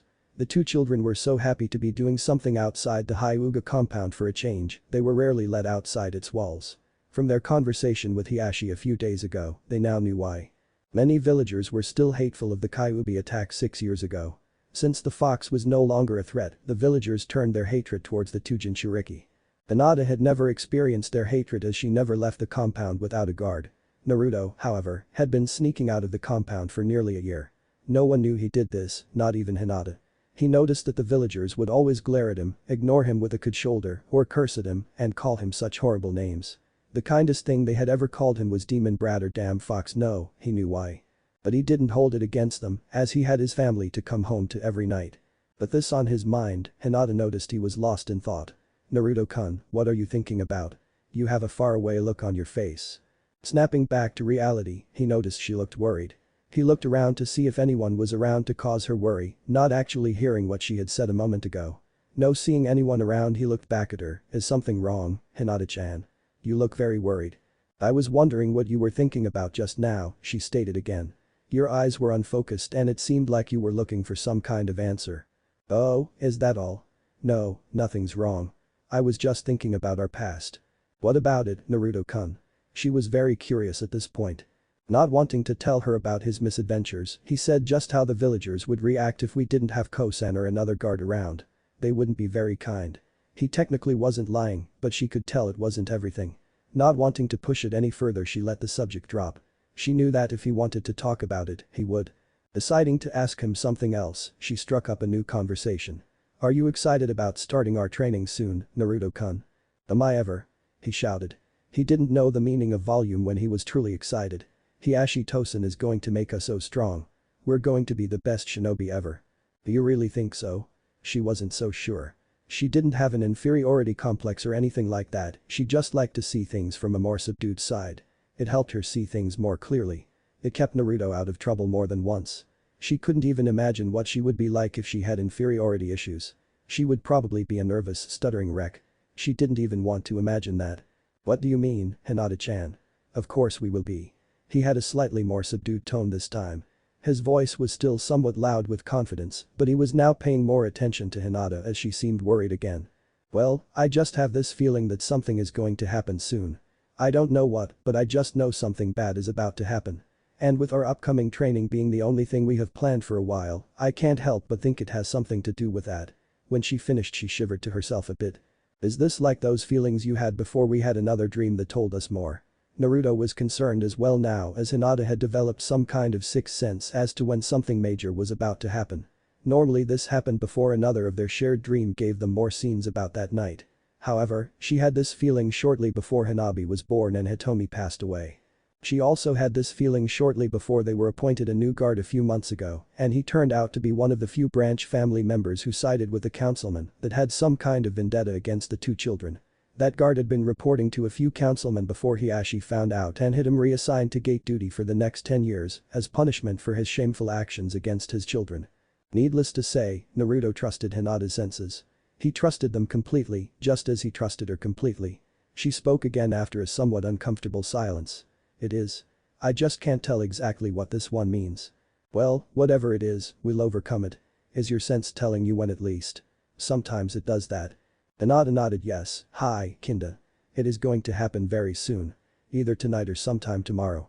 Do you want me to stay up with you tonight so we can be ready for whatever it is? Naruto knew that Hinata always felt more comfortable around him. They figured it was because he was a natural protector and that he was just good at being a brother. Would you, Naruto-kun? She knew he would, even if she asked him not to, so she did the polite thing and asked him to. Tonight he would sneak into her room and they would sit on the bed talking for hours and try to figure out what was coming. Of course, Hinata-chan. I'd be happy to. Thank you very much, Naruto-kun. She absently wondered why he never called her Imto, though she honestly didn't mind. Just then, the fireworks started and they spent the next half hour watching them over the village. When they were done and the finale had finished, Naruto and Hinata walked back up the hill and met up with Ko to walk back to the Hyuga clan compound. When they arrived, Ko left them at their rooms and reported to Hiashi on the day's events. Including Naruto and Hinata sitting by the riverside for the fireworks. Hiashi was quite happy about this news for some reason. About an hour after bedtime, Naruto snuck out of his room and into Hinata's, where she was sitting on her bed in silence. He could see as plain as day that she was quite worried about whatever was to come. Walking up to her, he sat next to her on her bed and put one arm around her and brought her into a hug, whispering, "It'll be okay, Hinata-chan. Even if something does happen, we'll get through it." "I hope so, Naruto-kun. I just have a really bad feeling. It's gotten a bit clearer. Whatever is going to happen, it'll be in about an hour or two." She started getting very afraid. "It's worse than any of my other feelings. This is going to be the worst thing that has ever happened to us. But there's something else underneath it all. I can't really tell, but it feels like if we make it through whatever this is, something else is going to happen that can be either good or bad. It's like it's up to us to make it one or the other. I don't know how else to explain it. Then we'll just have to make sure it's good. Whatever it is." He said this with complete confidence and without hesitation. This gave her the boost she needed as they talked about nothing and everything for the next hour and a half. Finally, when her instinct went haywire, a shadow appeared in her room. It was a man wearing a full-body black shinobi suit that covered everything but his eyes. They were gray and as cold as a gravestone in winter. The two children hadn't seen him yet. "It seems my information was slightly incorrect about her being alone. Oh well, I'll just take them both." As he approached from the shadows, he performed a genjutsu to knock them unconscious and everything went black. Half an hour later, just outside Konoha. Naruto was the first to wake. He was groggy and his memory was slowly going over the events of the day. He had yet to open his eyes, so he didn't know where he was or what was going on. But he could feel that his hands were tied and he was surrounded by some kind of rough fabric on most sides. However, he could feel warmth from an unknown source on his back. A sudden jolt got his attention and he opened his eyes only to find he couldn't see. There wasn't enough light. He heard the heavy breathing of someone he didn't know on the other side of the fabric. Scared and not knowing what was happening, he muttered under his breath, "Byakugan," and his vision went black and white. He could now see everything. Hinata was the source of warmth on his back and he was in a large sack with her. A large man wearing all black was carrying them away from Konoha. That wasn't right. What's going on? He tried to shift his weight to turn around and wake Hinata, but the moment he started to shift, the man turned his attention to the bag. This caused Naruto to stop. After a moment the man muttered under his breath, "There's no way they'd be waking up yet. Must have been my imagination." That caused Hinata to start to wake. She was not so subtle about it. As soon as she was conscious she opened her eyes and saw nothing. She could feel the movement of the bag and grew scared and confused. She shivered a bit before she muttered under her breath to activate her eyes as Naruto had. She saw the same things he did and started to panic. She struggled in the bag before Naruto could try to stop her. The man dropped the bag instantly and started to go through hand signs for a stronger genjutsu to knock them out longer. Unfortunately for him, he never got the chance as Naruto rushed the man in an attempt to get his attention. He yelled over his shoulder at Hinata, "Run. Go get help." Hinata froze as Naruto got close enough to the man to throw a wild punch. The man easily countered with a strong fist to Naruto's chest, causing him to fly back and land on his back coughing uncontrollably. The man held back dramatically, needing to capture them in one piece. He turned to Hinata and walked to her in a measured pace for intimidation in an attempt to make sure she froze with fear. It worked. At least on Hinata. It had the opposite effect on Naruto, causing him to recover his breath in an adrenaline's rush to protect his best friend and adopted sister. "Aya!" Naruto screamed out as he rushed in for another attempt to punch the man's lights out. Again the man countered with no effort at all with a punch, this time to Naruto's head. His head whiplashed back and planted him on his back with his head hitting the ground first. "Boy," the man finally spoke in a deep and frightening voice. "Be silent and come with me. If you try to attack me again, I will kill you where you stand." Naruto still got up, his adrenaline still rushing through his system. He charged once again and this time the man countered with a kunai he pulled out of apparently nowhere. He lunged forward at a speed neither child could follow, making it seem as if he teleported to Naruto as he sunk the kunai into Naruto's stomach. He followed up the stab with a chop to the back of Naruto's neck, knocking him out again. Hinata then saw red as her anger at this man hurting Naruto. She screamed as she ran forward, "Don't touch Naruto-kun, you monster." A sudden burst of power she had never felt before flooded through her system and sent her forward in a blinding burst of speed. She didn't know it, but she was surrounded in an orangish red aura. It wasn't quite a chakra cloak, but it could definitely be felt by this unknown man. The killing intent radiating off of Hinata was great enough to make this experienced shinobi freeze in terror as she appeared next to him faster than he could see. After that, she couldn't remember anything. All she knew was that this man seemed to have just killed Naruto.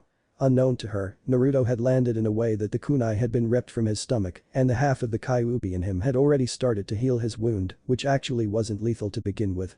His healing was accelerated by the chakra that Hinata was expelling in her Kyuubi-enhanced rage. He slowly came back into consciousness and looked around. What he saw was very confusing. He saw Hinata standing over a shinobi clad in black who was laying on his back. He was covered in his own blood, his chest ripped to shreds. Hinata was shaking terribly, facing away from Naruto. "Naruto-kun," she sobbed in a shaky voice. I'm so sorry I couldn't save you before he stabbed you." She let out a loud shriek of grief as she fell to her knees and cried uncontrollably. Finding his voice, Naruto got to his knees as he said, "What do you mean, Hinata-chan? I'm right here."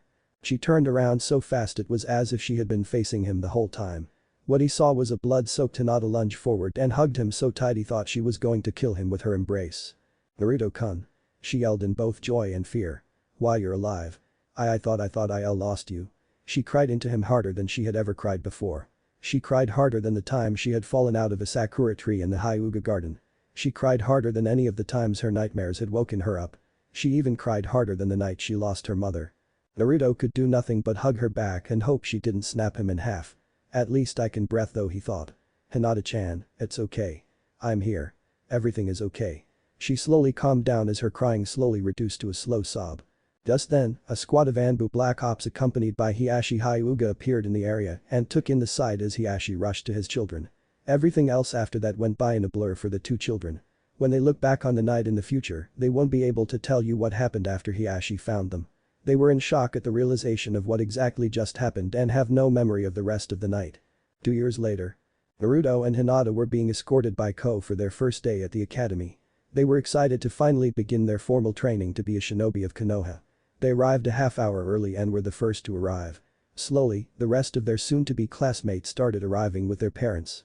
It looked like some of them already knew each other as a blonde-haired girl was chatting happily with a boy with a pineapple-looking hairstyle and a rather round boy with a bag of chips in his hand.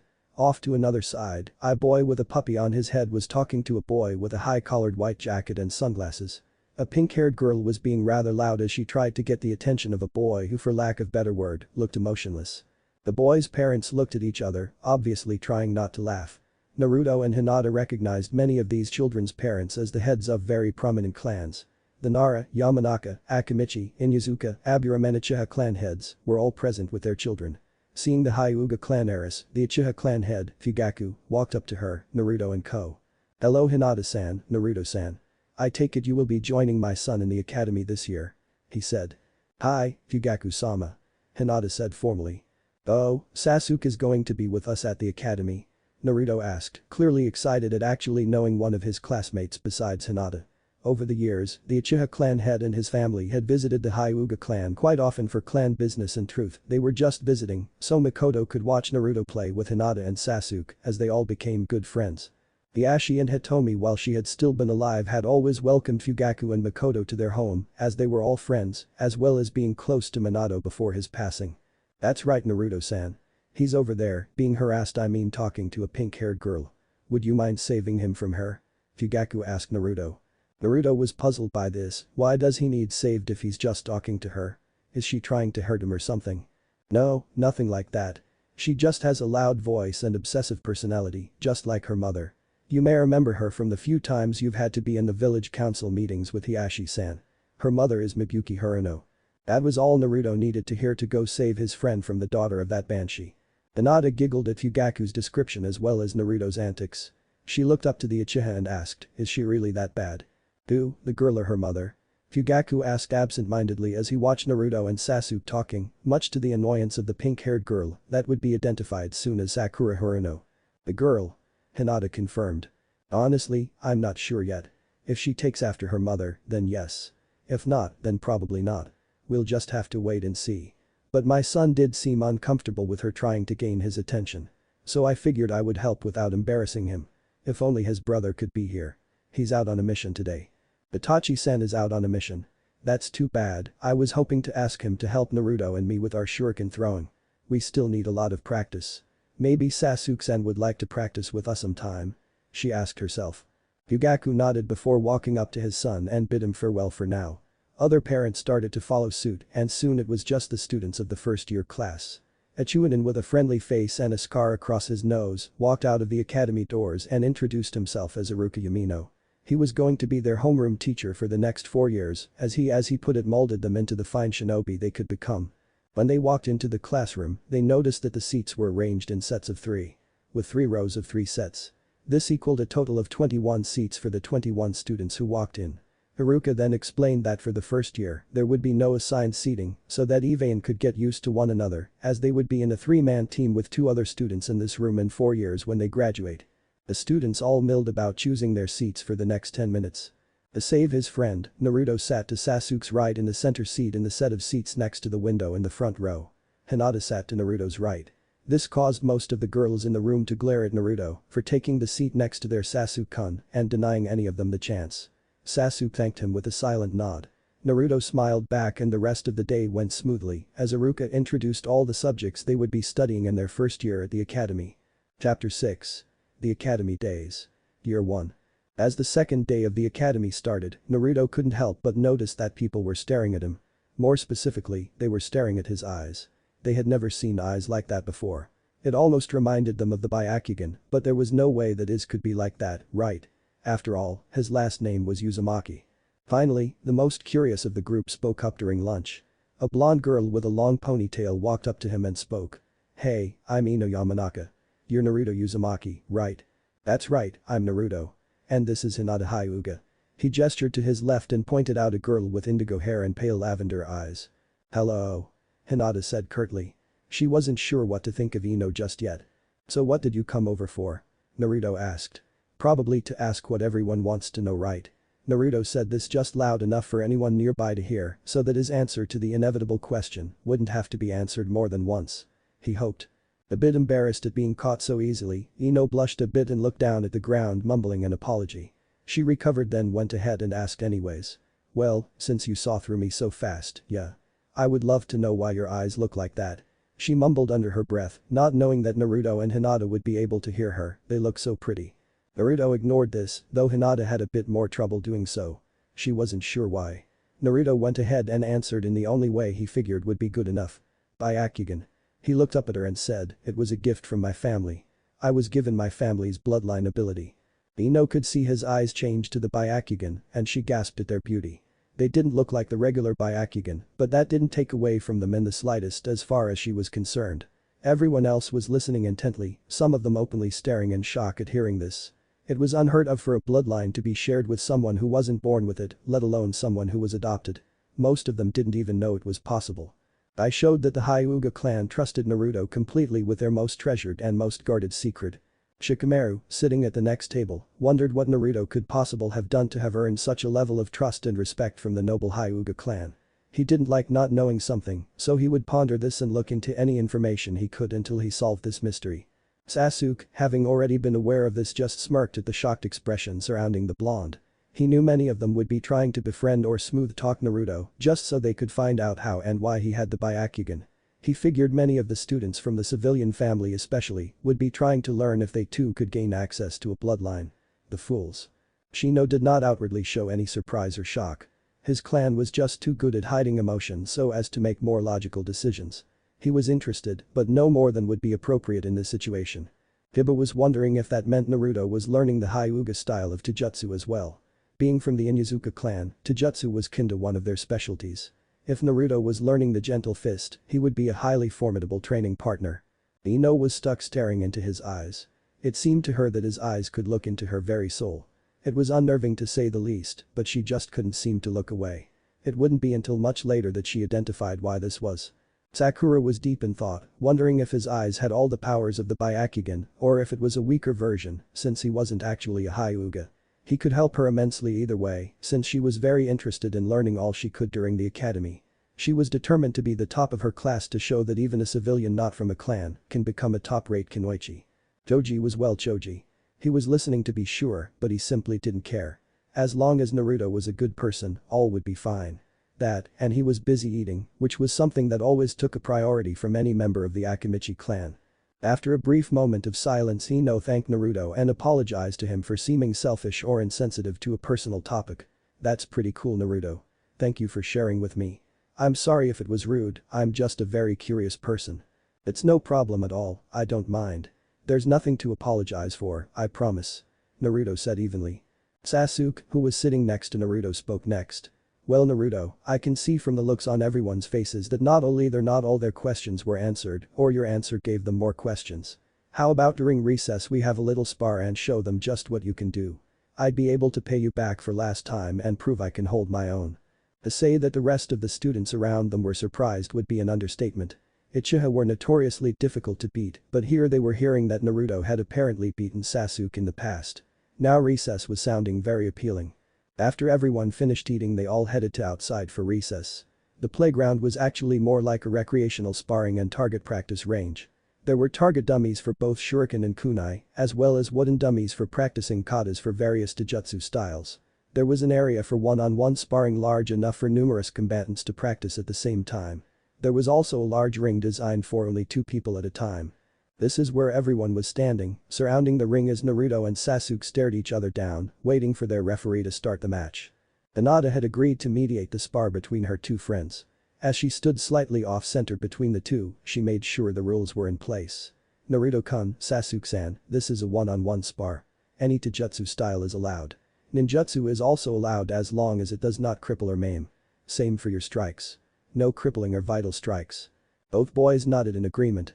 They had been training together, just the 3 of them, for just over a year now and knew the rules quite well. The explanation was more for the audience than anything. Naruto and Sasuke did like to put on a good show after all.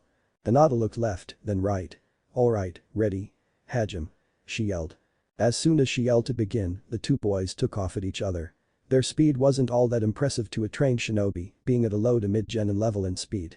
But for students only in their second day of their first year, it was highly impressive. They met in the middle with the Uchiha throwing a punch towards Naruto's solar plexus, knowing it would be blocked. Naruto, at the same time, threw both hands forward with chakra-enhanced strikes. His left hand meeting Sasuke's fist while his right aimed for Sasuke's shoulder. Naruto was trying to make Sasuke's arm go numb to take it out of the fight early. Sasuke reacted by ducking the blow, Naruto's open palm glancing the tips of Sasuke's hair. He then pulled back his blocked fist, planting it on the ground. At the same time he spun around showing his back to Naruto while lunging out with his left foot with a mule kick. Naruto back flipped out of the way to avoid what would have been a very painful blow. Sasuke continued his spin with the momentum of his kick as he rose back up into a ready stance. Well Naruto, I think we've limbered up. Ready to get serious. It's time to show you just how much better I've gotten. I'll leave you in the dust, mark my words. You wish, Sasuke. Byakugan. Naruto activated his eyes, getting gasps from the audience as they saw the veins appear beside his eyes as they changed color. Naruto took up the gentle fist stance and waited. Sasuke smirked. HN. Sasuke's eyes suddenly changed from jet black to red with black pupils. He had one black coma in each eye, showing he had learned to activate the first and lowest stage of the Sharingan. Naruto saw this and smiled brightly. Sasuke, you activated your Sharingan. When? How? Congratulations. HN. Don't get excited yet, dope. Sasuke took up the standard Uchiha Taijutsu stance.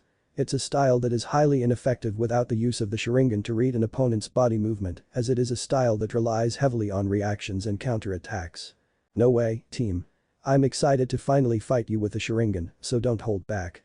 Naruto exclaimed loudly as he lunged forward with an open-handed Jyoken strike. Sasuke was able to read Naruto's movements better now, almost as if he was moving slightly slower than he had before.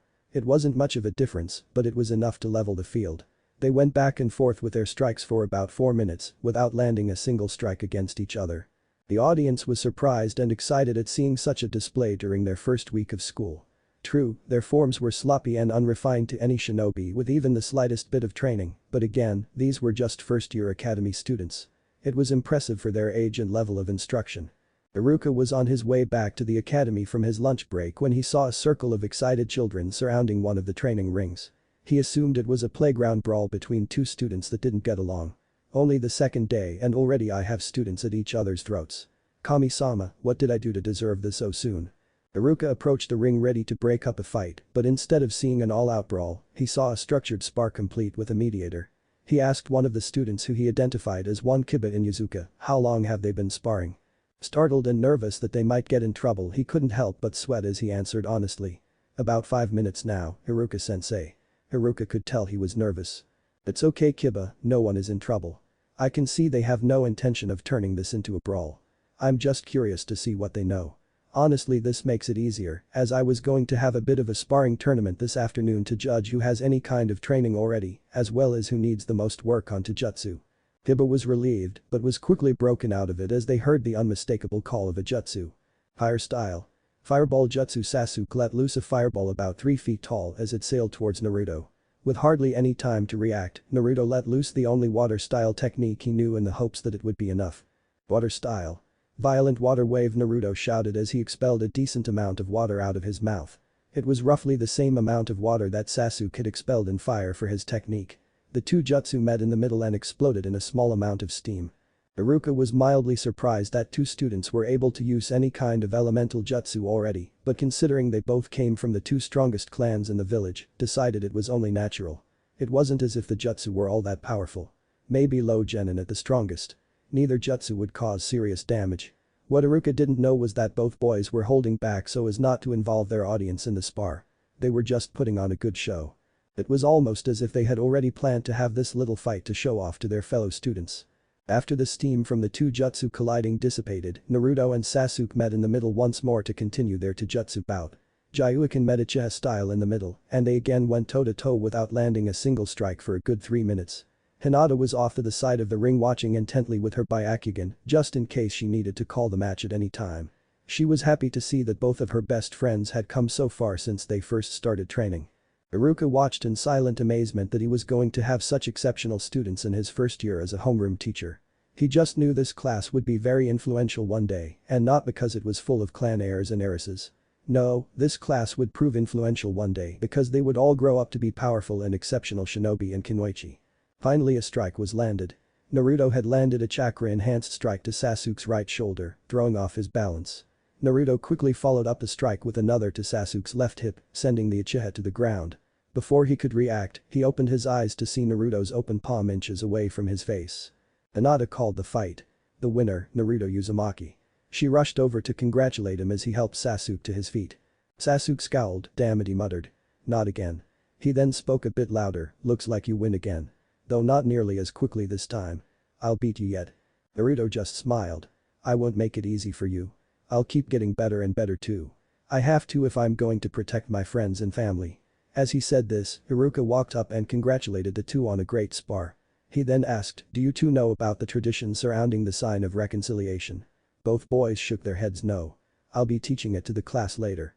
For now, get cleaned up and head to the classroom, recess is about to end and we have a lot to cover. He said this last bit loud enough for the audience to hear, even over their murmuring about the awesome fight they just saw. They all agreed that fighting with either one of these two would be a bad idea right now. After class. As Naruto, Sasuke, and Hinata were leaving the academy, they were stopped by their classmates who wanted to talk to them after the spar, but didn't get the chance because class was beginning. Kiba spoke up first. Man, you guys, that was a great fight earlier. How did you guys learn those jutsu?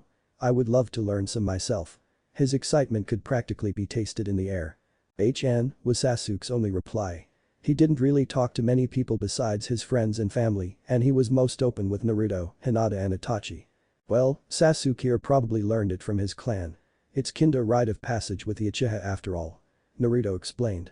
As for me, I found a jutsu scroll in our clan library when me and Hinata-chan were doing some research a long time ago. Hinata spoke next, it was really surprising to find it, too. Ino's curiosity was acting up yet again. Why is that? She asked. Hinata answered, well, the Hyuga clan mostly focuses on our gentle fist and refining our chakra control in Byakugan. Traditionally we don't use many jutsu and most of the ones we do are using the gentle fist. Oh. That was Ino's only response, her curiosity sated on this topic. So what are you guys up to now? Sakura asked. We were going to head to the park to hang out until our parents got here to meet us. They probably want to know how our first real day here went. We are waiting for Ko-san. He's our escort and guard anytime we leave the compound. Naruto responded. This time it was Shikamaru who was curious. Wait, you two need a guard just to leave your compound? Troublesome. Hinata looked down at the ground, feeling kinda out of place after that comment. Well, our father is a bit protective of us. He just wants to make sure we're safe. A bit? Ino asked incredulously. I'd say that's more than a bit. That's just crazy. If my two-san did that to me I'd go insane with boredom. Naruto tilted his head a bit with his eyes closed and his eyebrows scrunched up in confusion. It made him look very fox-like with his whiskers and all. Well, it is akin to formal. I'm not really that good with formal stuff. It makes me feel what's a good word? Smothered? Sasuke suggested. Hiashi-sama smothers you both and you know it. Sasuke-san, Hinata interjected. It's not like that, honest. He has a good reason to be protective and you know it. Sasuke got the hint and dropped it, but Ino's curiosity was at it yet again. What do you mean? She asked. What kind of reason does he have to be so protective of you? Hinata realized she had just put her foot in her mouth, so to speak. She was referring to the fox, as they had told Sasuke a year ago about it when they started training together. So he knew their secret. But she didn't want to tell the others just yet.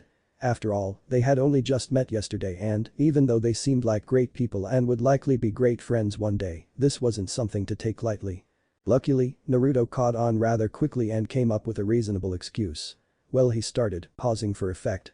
2 years ago, back when Kumo sent that guy here to sign some kind of treaty, Hinata-chan and me were kidnapped. Ino gasped, as did the majority of those present. The only two who didn't besides the two in question were Sasuke, who knew, and Shikamaru, who was always listening in on his parents when they discussed what went on in the village at meals. He may be lazy, but he was both intelligent and curious. A deadly combination at times, which he would learn in the future. Really? What happened? Ino asked when she recovered from this most recent shock. Well, it was the ambassador from Kumo who took us, Hinata explained. He was killed and we were rescued by Odo-san and the ANBU. It wasn't technically a lie, but they didn't need to know that it was Hinata who had killed the man. She didn't even remember how it happened. She just remembered coming to while standing over his lifeless form covered in blood. His blood. The memory made her shiver. Ino noticed the shiver and decided to drop it, seeing how something like that could be very traumatic. She was from the Yamanaka clan after all, and her clan taught from a very young age about the workings of the mind and the effects that can happen to it. Wow, I'm sorry. Was all Ino could say. Anyways, she changed topic, would you three like to join us in the park until that person gets here? HN, no thanks. I need to train.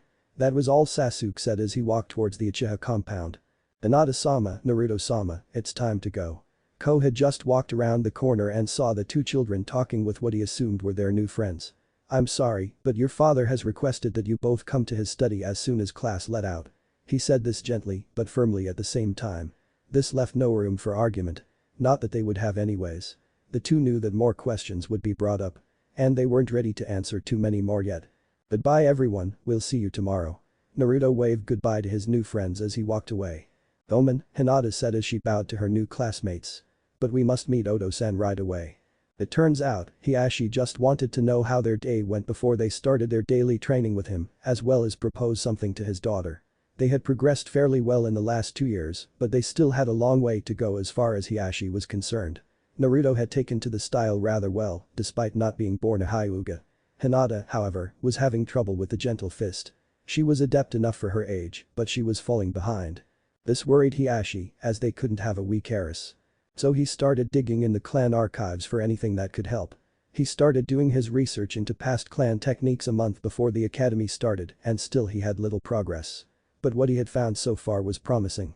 When Naruto and Hinata knocked and entered his study he had a slight smirk on his face. This told the two children that Hiashi had found something to put him in a good mood. Hello, Hiashi-tosen.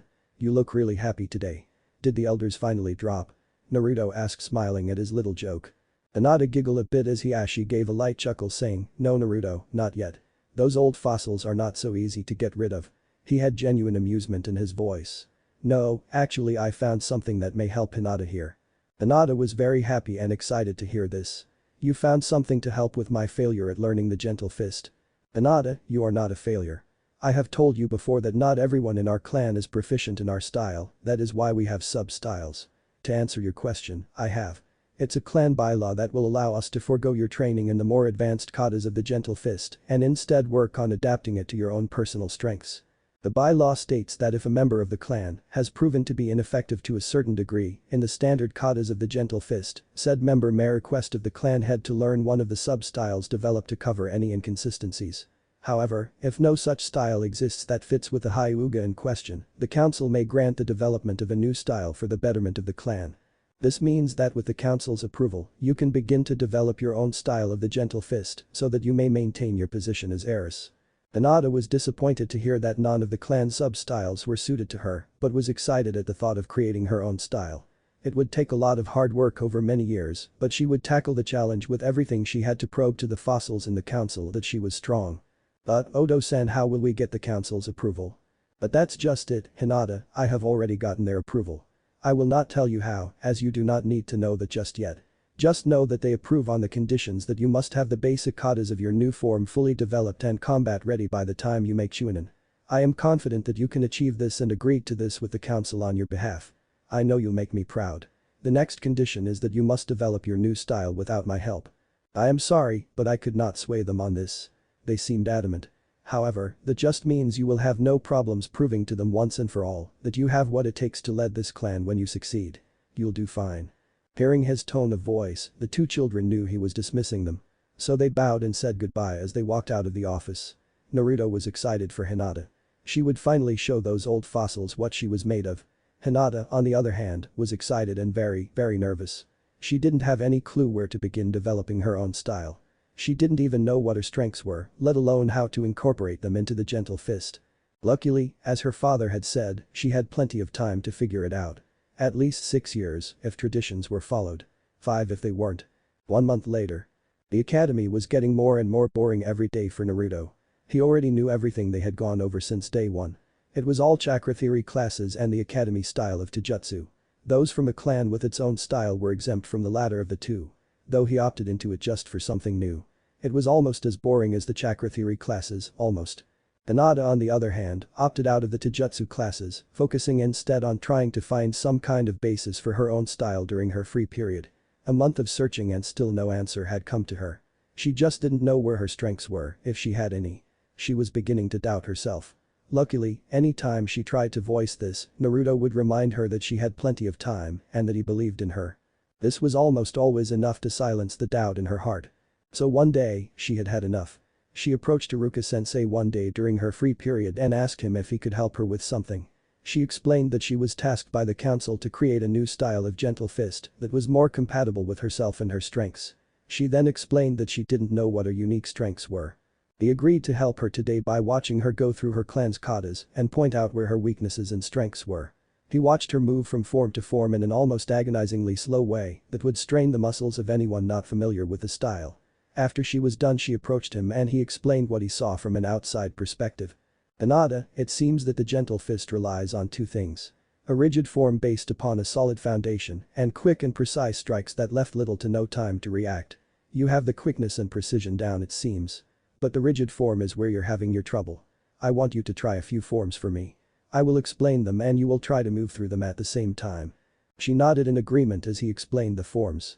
The first one was a solid stance with feet at shoulder length apart with elbows bent at 90-degree angles at her side. It was as if she was supposed to be some kind of stone in the wind, strong and unrelenting. She had a hard time staying in the form for long as it relied on core strength to an absurd degree as he circled her, nudging her in various directions as she had to try to maintain her stance. This one's no good. It's too rigid and unmoving. Iruka knew this one would be no good, but he had her do the exercise anyways to be thorough. Next was a style that relied on leg strength. She was to tackle low crouch position with one leg underneath her while the other was extended out in front of her. Her left leg was her forward leg, putting most of the weight on her right. The right arm was at her side, elbow bent at a 90-degree angle similar to the last stance, but her left arm was aimed forward parallel to her leg. It was uncomfortable and she almost instantly fell out of it. Maruka said. I didn't think your strength would lie in your legs, but we had to check, right? She only nodded as she got up. They went through several more stances and forms looking for one that was both comfortable and fitting. None of them were what they needed until the last form. An idea struck Iruka as he noticed something he hadn't before. "Okay, Hinata, are you ready to try one more? I think I've narrowed it down to one that will be perfect for identifying your strengths." Again she nodded, not speaking as she was very exhausted from the exercises she was going through. He directed her into a standing position and had her move through various stretches, bending in ways she hadn't thought of before. She easily moved from one bend to another as Iruka identified exactly what her strength was. "You can stop now, Hinata. Why don't you sit down and rest while I explain what I just discovered?" She complied, clearly excited despite her exhaustion. She had been at this for quite a while. For hours, as they had lost track of time and her free period was coming to an end. Iruka didn't know where she got her energy from. She was just a stamina monster, just like her stepbrother. "Well, Hinata, we ruled out core strength, leg strength, rigid forms, reactive forms, high power forms with little movement, low power forms with high movement from one kata to another, and many others. However, I have found the strength that you need to create your own form. It lies in your unparalleled flexibility and speed. I've met Jounin who couldn't move with half the ease your lithe form is capable of. If you need to create a new form, it is one that should rely on your incredible flexibility and speed." Hinata's face lit up in realization. None of the Hyuga styles were flexible at all. Yes, there were many different styles that were as different as a tree was to a stone, but almost all of them were rigid forms. No, she needed a form as different from the rest as the sun was to the moon. She now had a basis. "Thank you so much, Iruka-sensei. You have no idea just how much you have helped me. With this, I can make my Odo-sen proud." Hinata jumped up and hugged Iruka firmly before blushing at the familiar gesture she had just given her teacher. She released him, still blushing. "Gomenasai. I didn't mean to do that." "It's okay, Hinata, you were just excited. You're welcome and good luck."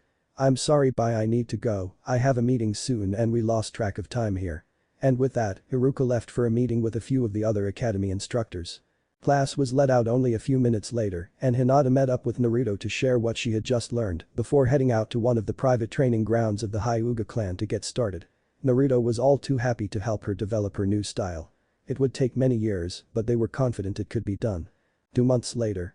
It's been 3 months since the academy started and it was finally about to get exciting, or at least that's how Naruto saw it. They were going to start learning the 3 core jutsu of the academy that were required to graduate at the end of their 4th year. These jutsu were the transformation jutsu, replacement jutsu, and clone jutsu. Each week this month would be dedicated to going over the basics for each jutsu, with the 4th week being a review for anything the students needed help with. The first 2 weeks were easy for Naruto and Hinata as the jutsu didn't fail when too much chakra was pumped into them. In fact, the two created a whole new jutsu called the True Transformation Jutsu on accident when they pumped so much chakra into the transformation jutsu that it caused a literal shapeshift instead of an illusion. Not that they realized this right away. They didn't notice it until later in the week when they were practicing at home and the Byakugan couldn't see through the illusion. After Hiashi put them through several tests, the discovery was made and kept secret. After all, misinformation is a ninja's greatest tool. The second week was the replacement and it came quite easily to the two. It was almost as if trickery was in their very blood the way they took to these jutsu. They were able to replace themselves with chairs, logs and other large objects by the end of the week. Though they still had difficulty with smaller objects. The third week is when things started going downhill. The clones they made were pitiful to say the least. They looked thin, pale, and all around very sick. By the end of the week they were very frustrated. Luckily the Byakugan works for many things, including watching the chakra pathways when learning new jutsu. Because of this, Hinata was able to realize that the failure was because they were putting too much chakra into the technique without realizing it. So using the precise chakra control exercises of the Hyuga, the two were able to minimize their chakra output to the absolute lowest they could. It was still too much to create one clone, however if they used the same amount of chakra to create 10 clones, then they were successful, though only just barely. During the 4th week the two brought this to the attention of Iruka. He then brought it up with the Hokage, who set the curriculum for the academy. It was decided that a new test was to be added to the academy. Though it isn't the kind of test one would be able to fail. It was a test to determine students' chakra levels on a numerical scale. Okay class, we are going to be trying something new today. This got a lot of attention. Everyone hoped it would be a new jutsu or technique of some kind. Today we're going to measure everyone's chakra capacity to see what kind of jutsu and techniques you are capable of learning in the future. Remember, your chakra capacity would continue to increase as you train and grow. It wasn't jutsu, but it was the next best thing in most of their minds. It showed them what kind of potential they had. Haruka then went to explain how the measurement worked. The Hokage had a seal drawn onto a metal plate that sits on the ground and connects to the wall under the chalkboard. When your name is called, you will stand on the plate and I will activate the seal. This will detect your standard chakra capacity and display it on the chalkboard in numerical form. The standard measurement goes as follows. Academy student 1 to 10 cr. Genin 11 to 50 cr. Junin 51 to 200 cr. Special Jounin 201 to 500 cr. Downin 501 1000 cr. Page 1001 to 5000 cr. S rank plus 5001 plus. SR stands for chakra rating, which is the standard scale used to measure the chakra of any living thing.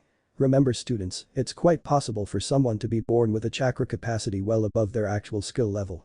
Also, this seal was designed many years ago by our very own Yondaime Hokage. When Haruka said this, he noticed Naruto and Hinata shift uncomfortably while the rest of the class murmured in excitement. This means the seal is of the highest quality and as such is 100% accurate. He looked around the class making sure everyone was paying close attention. They were. Good. In alphabetical order by last name, first up is Shino Aburam. A.N. To save myself from having to create 12 civilian ox I'm going to skip over them. The less ox I have in the beginning the better in my opinion. Shino moved up to the front of the class and stood on the plate. Using the tiger hand sign, Haruka activated the seal and the number 911 appeared on the chalkboard. Haruka spoke up once more.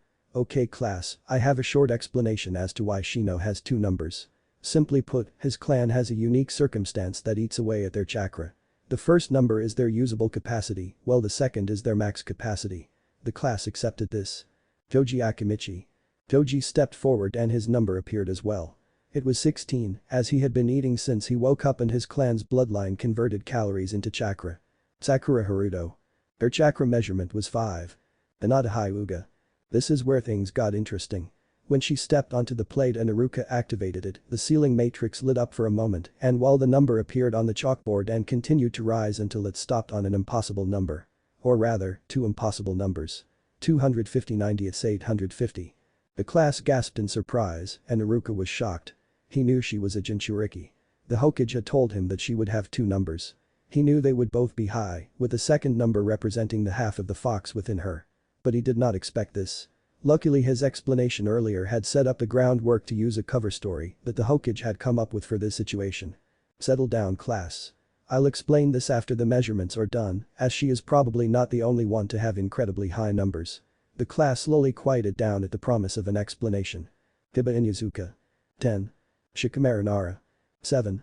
Sasuke Chiha. 23. More murmurs. Though, nowhere near as much as Hinata. Naruto Uzumaki. 280 90 seconds 925. This got the class just as riled up as Hinata's measurement did. Eventually Haruka managed to settle down the class to get the last student. Ino Yamanaka. 8. Now then, Haruka started. Would Naruto and Hinata please come to the front so I can discuss something with you? Naruto and Hinata both walked up to Haruka, where he held a quiet conversation with them that no one else in the class could hear, no matter how hard they tried. Naruto, Hinata, I know you're both nervous. I know why your numbers are so high, and I know that you know why as well. The Hokage and I have come up with a convincing explanation as to why your numbers are so incredibly high. However, Sandaime Sama said that he would like to give the two of you a chance to reveal the truth to your friends if you wish. So if you want to, you have permission to reveal the secret to them now. If not, I will use Sandaime Sama's explanation instead. Naruto and Hinata looked at Haruka with shock. After a moment they recovered and looked at one another. Their eyes locked, they seemed to have come to some kind of agreement through eye contact alone. Naruto spoke first. Haruka-sensei, we appreciate the offer, but we aren't ready to reveal this yet. It's not that we don't trust our friends, we trust them very much. But we don't want to burden them with this yet. It is a heavy thing to bear. We have already talked to each other about this quite a bit. Hinata spoke next. However, Haruka-sensei, we would like to hear the Hokage's explanation here first. That way, if we don't like it we can reveal ourselves anyways. And if we do like it, then we can play along until we are ready to say otherwise. We don't really like to lie. Haruka nodded. Very well, Hokage-sama told me to tell the class that Naruto has such a high chakra capacity due to the clan that he comes from, the Uzumaki clan. Naruto, your clan and history are part of the second-year studies, and the class would be told as much. I trust you are already aware of your own clan history. Naruto nodded. It was one of the subjects covered during the past 2 years since the blood rite. As for Hinata, we were going to lie and say that it was her blood used in the ritual that gave you the Byakugan, and as such, her chakra capacity was raised to almost match yours. Naruto and Hinata thought about this for a moment. Hinata broke the silence first. Iruka-sensei, that does make sense for the first number, but I don't think it will convince them for the second one. It's just too large. Iruka nodded, he thought as much. Neither he nor the Hokage thought the number would be as high as it was. So what do you want to do then? We can't just leave the class without an explanation, it would lead to too many complications for you both in the long run. They sighed, knowing they were going to have to reveal the secret sooner than they though. Naruto spoke up next. We'll use your excuse for the civilian members of the class, they don't know how bloodlines really work. But our friends from the other clans won't believe it, so we need to tell them the truth. Can you call them up here so we can tell them separate from the rest of the class? Iruka did just that, calling them all out into the hall instead of in front of the class. Naruto and Hinata told their friends the truth out in the hall, where their reactions wouldn't be a dead giveaway to the rest of the class. Because they knew it would get out to her anyways, they told Sakura as well, even though she wasn't part of a clan and could technically be considered a friend. While this was happening, Iruka told the rest of the class the excuse and explained that the ones sent into the hall with Naruto and Hinata were being given a more in-depth explanation, as clans were privy to more knowledge on the subject of bloodlines. The class accepted this. Out in the hall, the reactions were all the same except for Sasuke who already knew. They were shocked. Suddenly, a lot of things made sense. They now knew why some of their acquaintances were secretly hostile to the two, as well as why Naruto and Hinata were kept in the clan compound so much. It made more sense why they had a guard escort. Naruto and Hinata were afraid that they were about to lose their friends. However, to their surprise, all of their friends accepted them, as clans taught their children much earlier than civilians, and the clan heirs and heiresses present knew the difference between the kunai and the scroll it sealed in. The only exception was Sakura. Not being from a clan, she didn't know much about Fuinjutsu. But after seeing the rest of her friends accept the two, she followed suit. She trusted her friends and knew that she could count on them and their judgment. The children all filed back into the classroom after a few moments of silence to digest what they had just learned. They all agreed to meet up after class to hear more details. Naruto and Hinata heartily agreed to the request, relieved that they were accepted. The rest of the class went by without any kind of interruption, all of the students caught up in the subject of chakra ratings and how to increase your capacity. Iruka was glad that no one questioned his explanation, as well as the fact that those who learned the truth didn't make a scene. After class, the Konohanain all met up in the playground as the rest of the students all went home. It would be a little bit before their parents came to collect them, as they had all been informed of the gathering going on with the children. The Hokage had informed the parents to come 1 hour later than normal, as the extra time was going to be needed for extra emphasis on a subject covered in class that day. The parents didn't question his request and complied. Naruto and Hinata explained everything. From the attack 8 years ago, to Naruto's parentage, to the kidnapping 2 years ago. Everything was revealed. The rest of the year passed uneventful. The Konohanain became great friends after that day and eventually started training together, where they were finally submitted to the grueling training that Naruto, Hinata and Sasuke had been undergoing to reach the level they had. Chapter 7. The Academy Days. Year 2. It was the start of a new year. Naruto and Hinata were going about their same routine they had developed over the last year. Breakfast with the family, followed by light sparring in the courtyard, then the walk to the academy where they met up with their first friend Sasuke. They would go about their day making sure to do their best in class. After class they would all head to training ground 1, the smallest of them all. As the smallest, it wasn't used that often. They would train there for a few hours before heading home to continue their ongoing lessons with Hiashi. During the summer, the time normally spent in class would be split up. One day they would train the whole day with Sasuke, the next they would concentrate on lessons with Hiashi. Sunday would be their day of rest and fun. It was intense training for them, going all out all the time with them being so young and all. But that was during the summer. Class starts today and it's time for them to return to the academy. It was an exciting day since they would be learning more about the world of shinobi this year. The first year was spent learning and practicing the basics. It got very boring after a while. This year would be spent learning about shinobi history, formation strategy, village history and affairs, clan histories, and key figures that the genin hopefuls may have to interact with throughout their careers. While the clan students already knew the clan histories and key figures, most of them had little knowledge of the rest. Though, Naruto did have one clan history he was very interested to learn about. Today he'd find out when that unit of study was to begin when the curriculum for the year was given to the students. He was interested in the history of his own clan, the Uzumaki clan. He was the last known survivor of the clan and wanted to learn much more about his heritage. This was what was on his mind as he and Hinata walked to their usual meeting spot to walk to the academy with Sasuke. Seeing he was deep in thought, Hinata in turn started thinking more about the coming year, though with a bit less excitement than Naruto. Sure, learning some of this would be both beneficial and somewhat fun, but the only things she didn't already know were the clan histories outside of the Hyuga and formation strategy. As heir to the Hyuga clan, she was already well versed in customs and village affairs. Naruto-kun. Hinata finally broke the silence that had developed during their walk. Did you say something, Hinata-chan? Naruto was broken out of his deep thought by Hinata. He realized he was probably worrying her with his silence. Naruto-kun, is something wrong? No, nothing like that, Hinata-chan. I was just thinking about the coming year. I have so many questions that may be answered this year. I just hope I don't have to wait too long. I hope you don't have to wait too long either. I'm so happy that you will finally get to learn about your clan. Hinata was genuinely happy for her best friend. Though they were step-siblings and knew as much, they never acted like they were anything but the best of friends. It was a strange relationship to say the least. Naruto changed topics to something else he was excited for. They had finally gotten someone to oversee their training after school, in a most unlikely way. Hinata-chan, do you think we will learn any new jutsu or techniques that aren't covered in the academy? Sasuke says our new teacher is going to start with us today when he isn't out on missions. Oh yeah, Sasuke-san never told you who he got to teach us, did he? Hinata giggled at Naruto's annoyance. Sasuke had told them 2 weeks ago that he had finally convinced a great shinobi to help the three of them, but refused to tell Naruto who his was just to annoy his best friend. Hinata knew of course, but she would wait to see Naruto's priceless reaction. You know he didn't. That team won't tell me anything. Naruto pondered this for a moment. It really ticks me off that he won't tell me. Hinata giggled again at Naruto's antics. I'll give you a hint. Naruto looked at her with curiosity clear in his eyes. He just recently joined the ANBU Black Ops. This confused Naruto even more, as he didn't know much about the ANBU, other than some of them watch over the two of them from time to time when they aren't at home in the Hyuga compound. That tells me a whole lot. Damn it, now I can't wait even more. Hinata couldn't help but giggle at him yet again as they made it to their usual meeting spot. Good morning, Sasuke-san. Morning, Hinata, Naruto. Sasuke was wearing his usual outfit with that ridiculous high collar. Ready? Hi, let's go. You're killing me with all this mystery. The sooner we get to class, the sooner time will pass, so we can get to training after. I doubt Iruka-sensei will have us doing much on the first day anyways. Naruto's annoyance was clear in his voice. At the academy. The trio got to class and was seated in their usual spots just as class started. Iruka walked into the classroom with his usual clipboard and started roll call. Once everyone was confirmed present, Iruka gave his plan for the year. It seems there would be just a bit more than what they had thought. Okage-sama has added one more thing to the second-year classes this year, Iruka explained.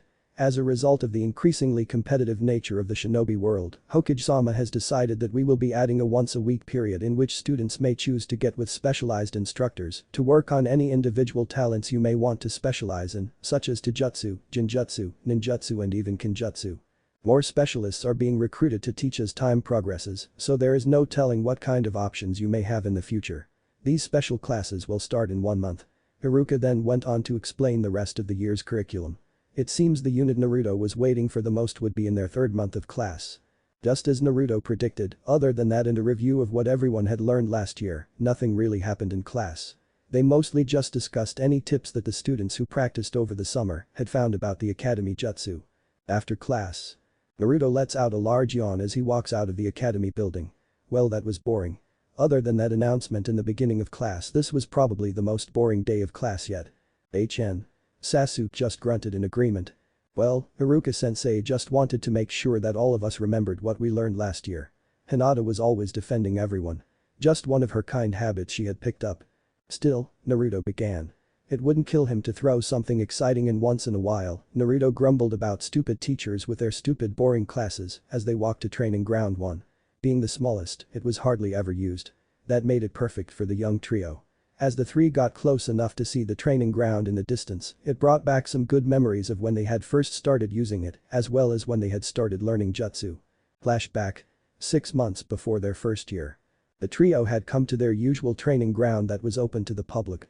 It was one of only 3 to not be restricted to shinobi use only. Training ground 1 was too small to be practical, so no one ever used it. Training ground 2 was a barren field with a large target dummy in the center. This field was primarily used by certain shopkeepers to ensure their goods were up to standards. Everything from kunai to explosive tags were tested here. Training Ground 3 was a forested area with 3 wooden posts set up in the center next to a small pond. It was too small for anyone but Genin to use, so it rarely saw any action as most Jonin sensei preferred to use slightly larger ones. However, Training Ground 3 wasn't abandoned like 1 was, so the trio stuck with the first one unless they needed a bigger area and the third one was available. On this day, the trio were all trying to learn jutsu before they even started the academy. Sasuke was still trying to get the hang of the fireball jutsu his clan were so famous for. Hinata was practicing the kata for the gentle fist. Naruto was trying to learn a jutsu from a scroll he had picked up during one of their trips to the clan library. He had found it behind some dusty books that looked like they hadn't been read in years. Since it was a section on the history of the village pertaining to the non-clan shinobi, it probably hadn't been touched in a very long time. Why the scroll was there, Naruto had no clue. But it was, and it had built up a large amount of dust itself, so it had likely been forgotten long ago. When he had opened it, it contained a weak D-rank water-style jutsu. It was so simple that you didn't even need a water affinity to learn it properly.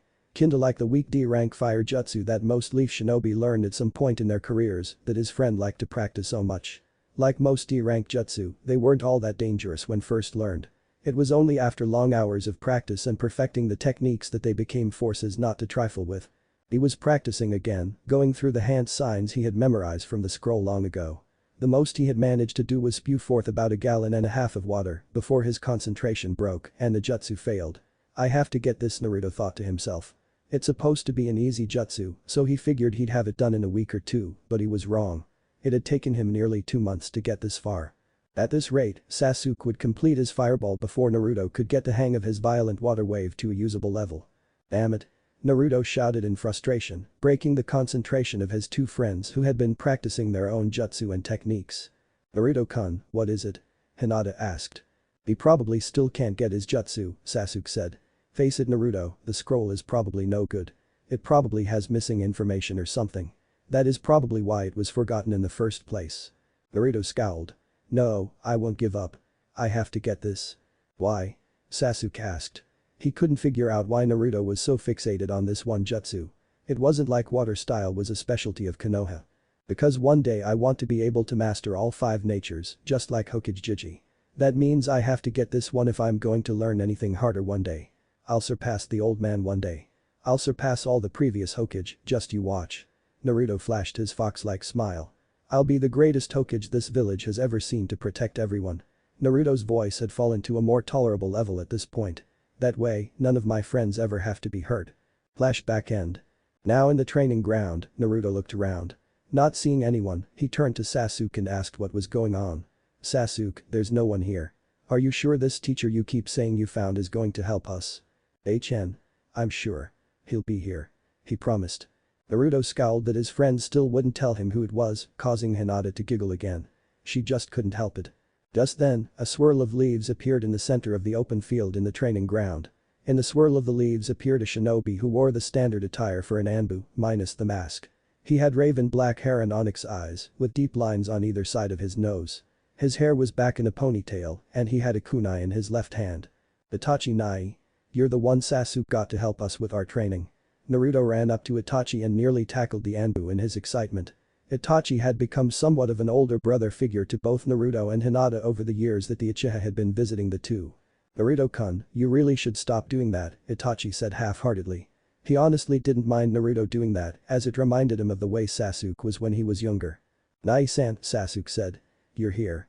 Of course Sasuke, I told you I would help when I could. Yeah, I know, but you tell me that a lot and you don't always get the chance to with all the missions you take. Itachi waved Sasuke over, and when he had run up to Itachi, he stopped dead in his tracks as Itachi poked him on the forehead with 2 fingers saying, sorry Sasuke, I can't help often. My missions are just too important for me to turn down. As an ANBU I have too many high-profile missions to take care of. Sasuke flinched back as the 2 fingers flicked his forehead like Itachi often did in the past. He hadn't done that in a little while now, and Sasuke had hoped that Itachi had dropped the habit. Guess not. Hinata then greeted Itachi next, and the trio then began their training with him. He was helping them with their shuriken and kunai throwing techniques today, something he had been promising to help Sasuke with for a long time. The training went on for a few hours. When they were done for the day and went their own ways, the 2 Uchiha went to their clan compound at the edge of the village, while the 2 Hyuga made their way to their own home. 1 month later. The specialized classes start today. The students had all thought about what they were going to specialize in. For some of them it was obvious. Shino was going to focus on ninjutsu, specifically his clan jutsu. Choji was going to focus on taijutsu, being from the Akimichi clan. Hinata was going into taijutsu specialization as well, for obvious reasons. She also figured it would help her in the continued development of her own gentle fist technique, though she also would spend a little bit of her time with an ninjutsu instructor as well, using her massive chakra reserve. Kiba was going into taijutsu as well, focusing more on the Inyazuka clan techniques. Shikamaru was going into the ninjutsu specialization along with Sasuke and Ino. Sakura was going into genjutsu, having the greatest chakra control. Naruto, however, couldn't decide what he wanted to specialize in as he felt he could be good in many of the subjects. Having his great and massive amount of chakra, he could excel in ninjutsu. Being trained by the Hyuga, he could excel in taijutsu as well. He even figured that he could probably do well in kenjutsu as well if he had a mind to. But no, none of these areas truly called to him. He still had some time to choose, and he wanted to see what other subjects the academy would find instructors for. Hopefully one of them would really catch his interest. The classes would last for the next 3 years until graduation. He had plenty of time. Though that didn't help to settle his unease. 2 months later. It's now been 3 months since the second year started and Naruto's awaited day had finally arrived. Today was the day they would learn of the history of the Uzumaki clan. Sure, Naruto could have tried to look up the info before now, but he would not have even known where to begin, let alone if the information would be accurate. This way, at least he knows it will have a certain level of accuracy to it. Iruka began his lecture. Next, class, we have the Uzumaki clan that has been brought to near extinction. There are rumors of survivors being scattered across the world, but none of these can be confirmed. The only confirmed survivor is right here in this room. Naruto, this is what's known about the history of your clan. The Uzumaki clan is a cousin clan of the Senju, along with the Hyuga and the Uchiha. It, along with the other 3, are said to be the 4 clans to originate from the Sage of the 6 Paths himself. This has neither been confirmed nor denied, however the 4 clans' relation to one another has been validated. Now, the Uzumaki clan is known throughout the world for 3 things. First, they are known as a clan of longevity. On average, an Uzumaki will live to be around 120 years old if they are not killed in the line of duty. There are reports of some Uzumaki who have lived to be nearly 150. Our very own Shadame Hokage married one Mito Uzumaki, who was confirmed to have lived to be 143 years old before her death nearly 20 years ago. Second, the Uzumaki are known for their massive chakra reserves. An adult Jonin Uzumaki have chakra reserves rivaling that of the Bijuu themselves. Mito Uzumaki had nearly double that of what Naruto or Hinata here have at this moment. There have been other Uzumaki, but none had quite as much as Mito. Third, the Uzumaki were renowned seal masters. In fact, nearly half the seals in existence and in use around the elemental nations were created by the Uzumaki. Even our very own Yandame learned Fuinjutsu from an Uzumaki. Her name was Kushina Uzumaki, and she was one of the best seal masters this village has ever seen.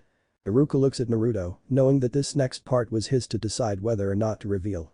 Naruto saw this, and with only the briefest of pauses, gave Iruka a nod of confirmation that he may reveal Naruto's secret.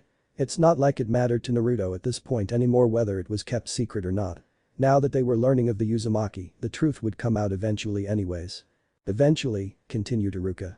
Our Yandame Hokage, Minato Namikaze married Kushina Uzumaki. This made Yandame Sama the second Hokage to take an Uzumaki as a wife. They later announced to the village that Kushina was pregnant. It has been thought to most of the world that they died along with their unborn child. However, there are some who know the truth. Their child was in fact born before Yandame Sama and Kushina Sama were killed during the Kyuubi attack. This child is both heir to the Uzumaki clan and heir to the Namikaze clan as the last living member of both clans. At least as far as we know. Iruka paused for effect as the students looked at the only Uzumaki they know. Iruka then continued. Naruto, when you turn 16 or make Chunin rank, whichever comes first, you will inherit the estates and wealth of both clans, as well as be named the head of both the Uzumaki and Namikaze clans. Naruto just nodded, knowing this much already. Iruka took this as a sign to continue before the class could start to make an uproar at learning this. Now, the reason behind the near extinction of the Uzumaki is actually a sad tale. The Uzumaki eventually became to be feared by the other 4 great nations. An alliance was formed between Kiri, Kumo and Iwa, and a force of nearly 40,000 shinobi attempted to assault the island of Yuzu no Kuni, or the land of whirlpools. The whirlpools around the island destroyed nearly 10,000 of the combined forces before they forced their way onto the island. By this point, Yuzushio, or the village hidden in the whirlpools, had enough time to activate a massive sealing array that spanned the entire island. Not much is known after this point. We know that only 450 shinobi of the combined forces survived the assault. It's been reported that Yuzashio was razed to the ground, and these few survivors were so disturbed and distraught by what they had witnessed of the defense that they lost the will to continue as a shinobi. Over the years, these survivors have disappeared into the lives of civilians. Not much else is known about the assault or the survivors. The only reason that the Uzumaki survived today is because the Yuzukage, leader of Yuzashio, sent his only daughter to Konoha as a sign of continued good faith between the villages. Naruto, your grandfather on your mother's side was the Yuzukage. His brother, your great-uncle, was the feudal lord of Yuzu no Kuni. Thus, you are also heir to Yuzu no Kuni, alongside your clans. Besides the Hyuga being near royalty, you are the only true royalty in Konoha. Naruto was shocked at this revelation. Iruka continued, however, don't let that go to your head. Yuzu no Kuni has been abandoned for many years. After the fall of Yuzashio, the royal line of the feudal lord was wiped out as well. For all intents and purposes, there is no Yuzashio or Yuzu no Kuni anymore. Hai no Kuni, or the Land of Fire, has taken over the island as part of our nation, as per the Treaty of Alliance that was set down before the founding of Konoha. Anything beyond that, I'm afraid I don't know the answers to. Iruka added this last part because he could see that Naruto had many questions. The only three who could give you answers at this point are Sandaime-sama, Jiraiya-sama of the Sannin, and the feudal lord of Hai no Kuni. The whole class was left speechless by this point. Everyone had been excited to learn about the supposed Uzumaki clan that their classmate was apparently from, but this was well beyond what anyone had been expecting. Iruka then dismissed class for the day, knowing they would get nothing else done that day, since this bombshell had been dropped on them all. As all the students filed out of the room muttering about what they had learned, Naruto, Hinata and Sasuke had stayed in their seats going over what they had learned over and over again. Finally, after what seemed like hours of sitting in silence, Hinata spoke up. Naruto-kun, are you okay? Sasuke tried next. Naruto, say something. Naruto-kun, Hinata tried again. Naruto-kun please, you're worrying me. Finally Naruto came to. I'm sorry Hinata-chan, Sasuke, this was more than what I was expecting. I knew I would get answers, but I didn't think I'd have more questions after the class than I did before. Naruto trailed off, not finishing the sentence as they all knew how it ended. He had more questions about his clan's history than when he had first walked through the door. Hinata hugged Naruto gently. Naruto-kun, we'll figure it out. Have faith. Thank you, Hinata-chan. I know we will. It's just while my mom was a princess. And I'm apparently heir to Yuzu no Kuni. It's just too unreal. Well Naruto, Sasuke said. Looks like there's more to you than any of us had at first thought. I'll ask my dad if he knows anything. As Uchiha clan head and chief of the Konoha police force, he must know something. No, it's okay Sasuke. I think I'd rather look into this myself. HN. Sasuke nodded. He could accept that. If he had found out something like this about himself, he would want to figure it out by himself as well. At least at first. Okay, for now I'll leave it alone. But if you don't find answers, I'll ask. You're not the only one curious about your past. Hinata nodded. Hi, Naruto-kun. I think it would benefit all three of us to know of your personal history and lineage. It could help on missions in the future after we graduate. Naruto just nodded, still dumbfounded by today's revelations. Well, this is going to cause an uproar in the village. Naruto was suddenly looking forward to the isolation of the Hyuga compound. He did not feel like putting up with the public right now. Before he left the classroom, he changed into an unassuming form with no resemblance to himself to walk to the compound inconspicuously. Hinata did the same. Sasuke left as he was and headed in the opposite direction towards his own clan's compound. Chapter 8. The Academy Days. Year 3 and 4. 2 months before the start of the third year, a tragic event occurred. As Sasuke returned home one night to a nearly dead silent clan compound, a feeling of unease rose in the pit of his stomach. Running as quickly as he could to his house, he found it dark and empty after checking every room. He rushed out of the house and went to a secret meeting spot below the Uchiha shrine. Not that it was a well-kept secret in the clan. When he got down there he found many clan members laying about in pools of their own blood. They had gruesome cuts and amputated limbs. Bile rose in young Sasuke's throat as he hurled on the spot at the sight and smell. Movement in the corner of the room caught his attention, and he focused on the shadows. Out from the shadows stepped the last person he would have guessed. Itachi, what happened? Who killed all these people? Sasuke shouted to his brother. Looking around the room again, he saw a body he really wasn't ready to see. His father lay in the largest pool of blood out of everyone. Sasuke rushed forward and started looking around, happy somewhere in the back of his mind that he couldn't find his mother here. Itachi Nai.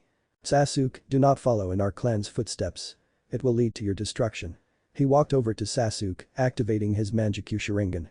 When Sasuke looked up and made eye contact, he was caught in Itachi's jutsu. This is the world of Tsukuyomi. In here I have complete control over everything. For the next 72 hours you will witness the folly and downfall of our clan. And so for 3 days Sasuke witnessed all of the meetings, all of the plotting. He witnessed the few who stood against the clan being silenced in some way. He witnessed the predicament of Itachi choosing the village over the clan. Sasuke witnessed the massacre of every clan member who supported the plot to overthrow Konoha. His only comfort was that his mother was one of the few survivors who were not killed. She was apparently against the conspiracy the whole time. When the jutsu was finally done, Sasuke passed out from the mental stress of living 3 days in the matter of 3 seconds.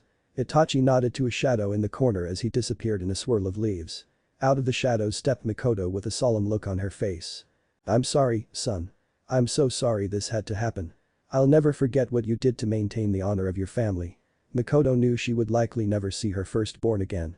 And so with a tear rolling down her face, she picked up her youngest and took him to the hospital. 2 months later. Sasuke has become withdrawn from the world for the last few months as he tried to cope with what he had seen and learned. His mother had told him that Itachi had decided to save the village by becoming a traitor and that no one must ever know. Not even his best friends. This weighed heavily on his mind as the 3 friends had never kept a secret from one another. In the end, he had agreed, if only to honor his brother's wishes. Still, Sasuke grew bitter towards his clan's actions. His only consolation being that the ones who had wrongfully acted had all paid with their lives. As clan heir, he vowed to make sure his clan not only recovered but prospered in a way that was more beneficial not only to the clan but to Konoha itself as well. He met up with his friends on the way to the academy for their first day of class for this year, still somewhat withdrawn from everyone else. But he couldn't bring himself to ignore his best friends. They had been working on cheering him up ever since they learned what happened. "Good morning, Sasuke-kun," Hinata greeted with a warm smile. Naruto just nodded in greeting to the raven-haired boy as he was lost in thought. "Morning." Sasuke greeted the two. Not really knowing what to say to the 2 boys, Hinata just walked alongside them in silence as they made their way to class. It was another boring review day as Iruka-sensei went over the highlights of last year. He informed the class that this year would mostly be dedicated to survival training, physical conditioning and kunai shuriken accuracy. Naruto, tuning out the class, was deep in thought all day long trying to find a way to learn more about his clan's history. He'd been thinking on this ever since the Uchiha massacre. Reason being, his best friend almost lost his whole clan. He figured there may be something in his own clan's history that could potentially help prevent other clans from going through the same. Naruto was very worried something could happen to his adopted family at this point. Luckily this would not come to pass, not that he knew that. Near the end of class, Iruka made one announcement that perked him up a bit. Every Friday will be spent as a free class in which students may work on any subjects previously covered in class where you feel you need the most work. I will help you each as much as I can. Class is dismissed for the day. With that, the class left. Naruto, Sasuke and Hinata all met up outside the building as they waited for Ko. Sasuke was going to be coming over to the Hyuga compound today to train with the step-siblings. That night's training was their most intense yet. They all agreed that in the fairness of training, none of them would use Jujutsu. It was a 3-way battle with Hiashi himself acting as mediator. Naruto vs Sasuke vs Hinata in a free-for-all style battle. At the end, Sasuke finally managed to win one of their 3-way matches without his Sharingan. He'd been practicing with his mom, who was quite an accomplished kunoichi in her day. "Good job, Sasuke," Hiashi congratulated him. "Naruto, Hinata, do you know what you did wrong in this match?" "Hi, Tusan. I didn't maintain my footing when Sasuke countered a palm strike with a sweep. I lost my footing and was thrown from the ring." Hinata knew exactly how she lost. "Hi, Hiashi Tausen. I lost focus when Hinata was thrown. I took my eyes off of my opponent and didn't see Sasuke come around to my other side," Naruto said. Hiashi nodded, at least they knew where they went wrong. That means they will learn from their mistakes. In this world of shinobi, you cannot lose focus. If you do, it will either cost your life or the life of someone close to you. The next weekend Naruto helped Hinata continue working on her new style of Jyuuken, which she finally has a name for. She's calling it Jyuho, or gentle step. It focuses on quick and flexible movement, high mobility, and her overall graceful movement. It was far from complete, but it was coming along great. Especially with Naruto constantly sparring with her to help her refine it. He didn't use Jyuuken against it, but instead used the academy style in order to make it a fair fight, and so they could both improve. Naruto's Jyuuken was nearly much better than Hinata's. Something about it just worked with him. Another year or so and Hinata's Jyuho would be done. Or so Naruto thought. Little did he know that Hinata would not be satisfied until her Jyuho was good enough for her to go toe-to-toe with Niji's Jyuuken. Naruto couldn't go against Neji on equal footing. And so the next 2 years at the academy passed by mostly uneventful. Minor things here and there. Occasionally the other clan heirs would come to the compound to hang out with their friends, or Naruto and Hinata would visit their clan compounds. Always with Ko as an escort, naturally. Neji was around a lot less now, as he had graduated a year before Hinata and Naruto would. He was placed on Team 9. Also known as Team Guy. The only other thing that happened of excitement before graduation was Naruto coming across an interesting book that explained more about his clan. Mostly about his clan's fuinjutsu. As a result, Naruto expressed interest and started learning the noble art of sealing. In only a year of practice and training in the art, on top of all the other training he was already doing, he managed to ascend to intermediate sealing formula. He could make anything from storage scrolls to grade 3 explosive tags, to chakra suppression seals, to even gravity seals. Unfortunately he found out the hard way that gravity seals couldn't be used for training purposes. The human body just wasn't meant to take the additional gravity or something like that. Apparently added gravity isn't like added weight, which the body can adjust to. Instead the added gravity will slowly wear away at the muscle tissue and bone density until your bones break in your own body and rupture your muscles and organs. The seals did however make excellent traps with potentially lethal results. And so he practiced and improved his skills in the arts. He would always seal the more deadly ones in a storage scroll with a blood seal. Only here someone closely related to him could open these. But that brought a whole lot more questions that he didn't want to take the time to figure out. And so the graduation tests came and went with Sasuke and Naruto tying for Rookie of the Year and Hinata getting Kunoichi of the Year with Sakura in a very close second. 2 days later they all returned to class to get their team assignments. Iruka stood in front of the class and spoke, with pride clearly evident in his voice as his first homeroom class graduated. He knew they would go far. Okay everyone, here we are. It's the end of the year and you have all made me so proud. I've watched you all earn and grow into great potential genin. I expect you all to do well. But remember, the ninja world is not an easy place to live and there is always more to learn. You've already made me proud and I know you will all go far. But that being said, the team assignments are as follows. And so here read them all off. I'm going to skip the civilian teams. Team 7 will be Sasuke Uchiha, Naruto Uzumaki and Hinata Hyuga. You will be a Dijutsu specialist team under the supervision of Kakashi Haddock. Team 8 will be Kiba Inuzuka, Shino Aburam and Sakura Haruno. You will be a tracking and capture specialist team under Kurina Yuhi. Team 9 is still in rotation, so Team 10 will be the traditional Ino Shikacho team under the supervision of Asuma Sarutobi. Everyone please remain here until your Jonin sensei arrive. And so they waited. And waited. And waited as the other teams filed out with their sensei. 3 hours after the last team left, their sensei finally arrived. He's lucky none of his students are vindictive pranksters or he may have ended up on the receiving end of pranks over the next few months. Assuming they pass, of course. But arrive he did. Finally. He peeked into the room and said, "Follow me Team 7." And he immediately left before anyone had a chance to say anything. The team arrived on the roof and Kakashi took a seat, motioning the new graduates to do the same. First off, Kakashi said, "I think we should introduce ourselves. My name is Kakashi Haddock. As for my likes, well I like a lot of things. There aren't really many things I dislike. And as for dreams for the future, I guess I don't really know." Wow, that was really informative, they all thought at once with a very comical sweat drop on each of their foreheads. Your turn. Who wants to go first? Kakashi asked. Naruto went first. My name is Naruto Uzumaki. I like training and learning new jutsu and seals. I also like all my friends and adopted family. My favorite food is ramen, though I don't eat it often. What? I couldn't change that one. I dislike bullies and people who judge someone they don't know.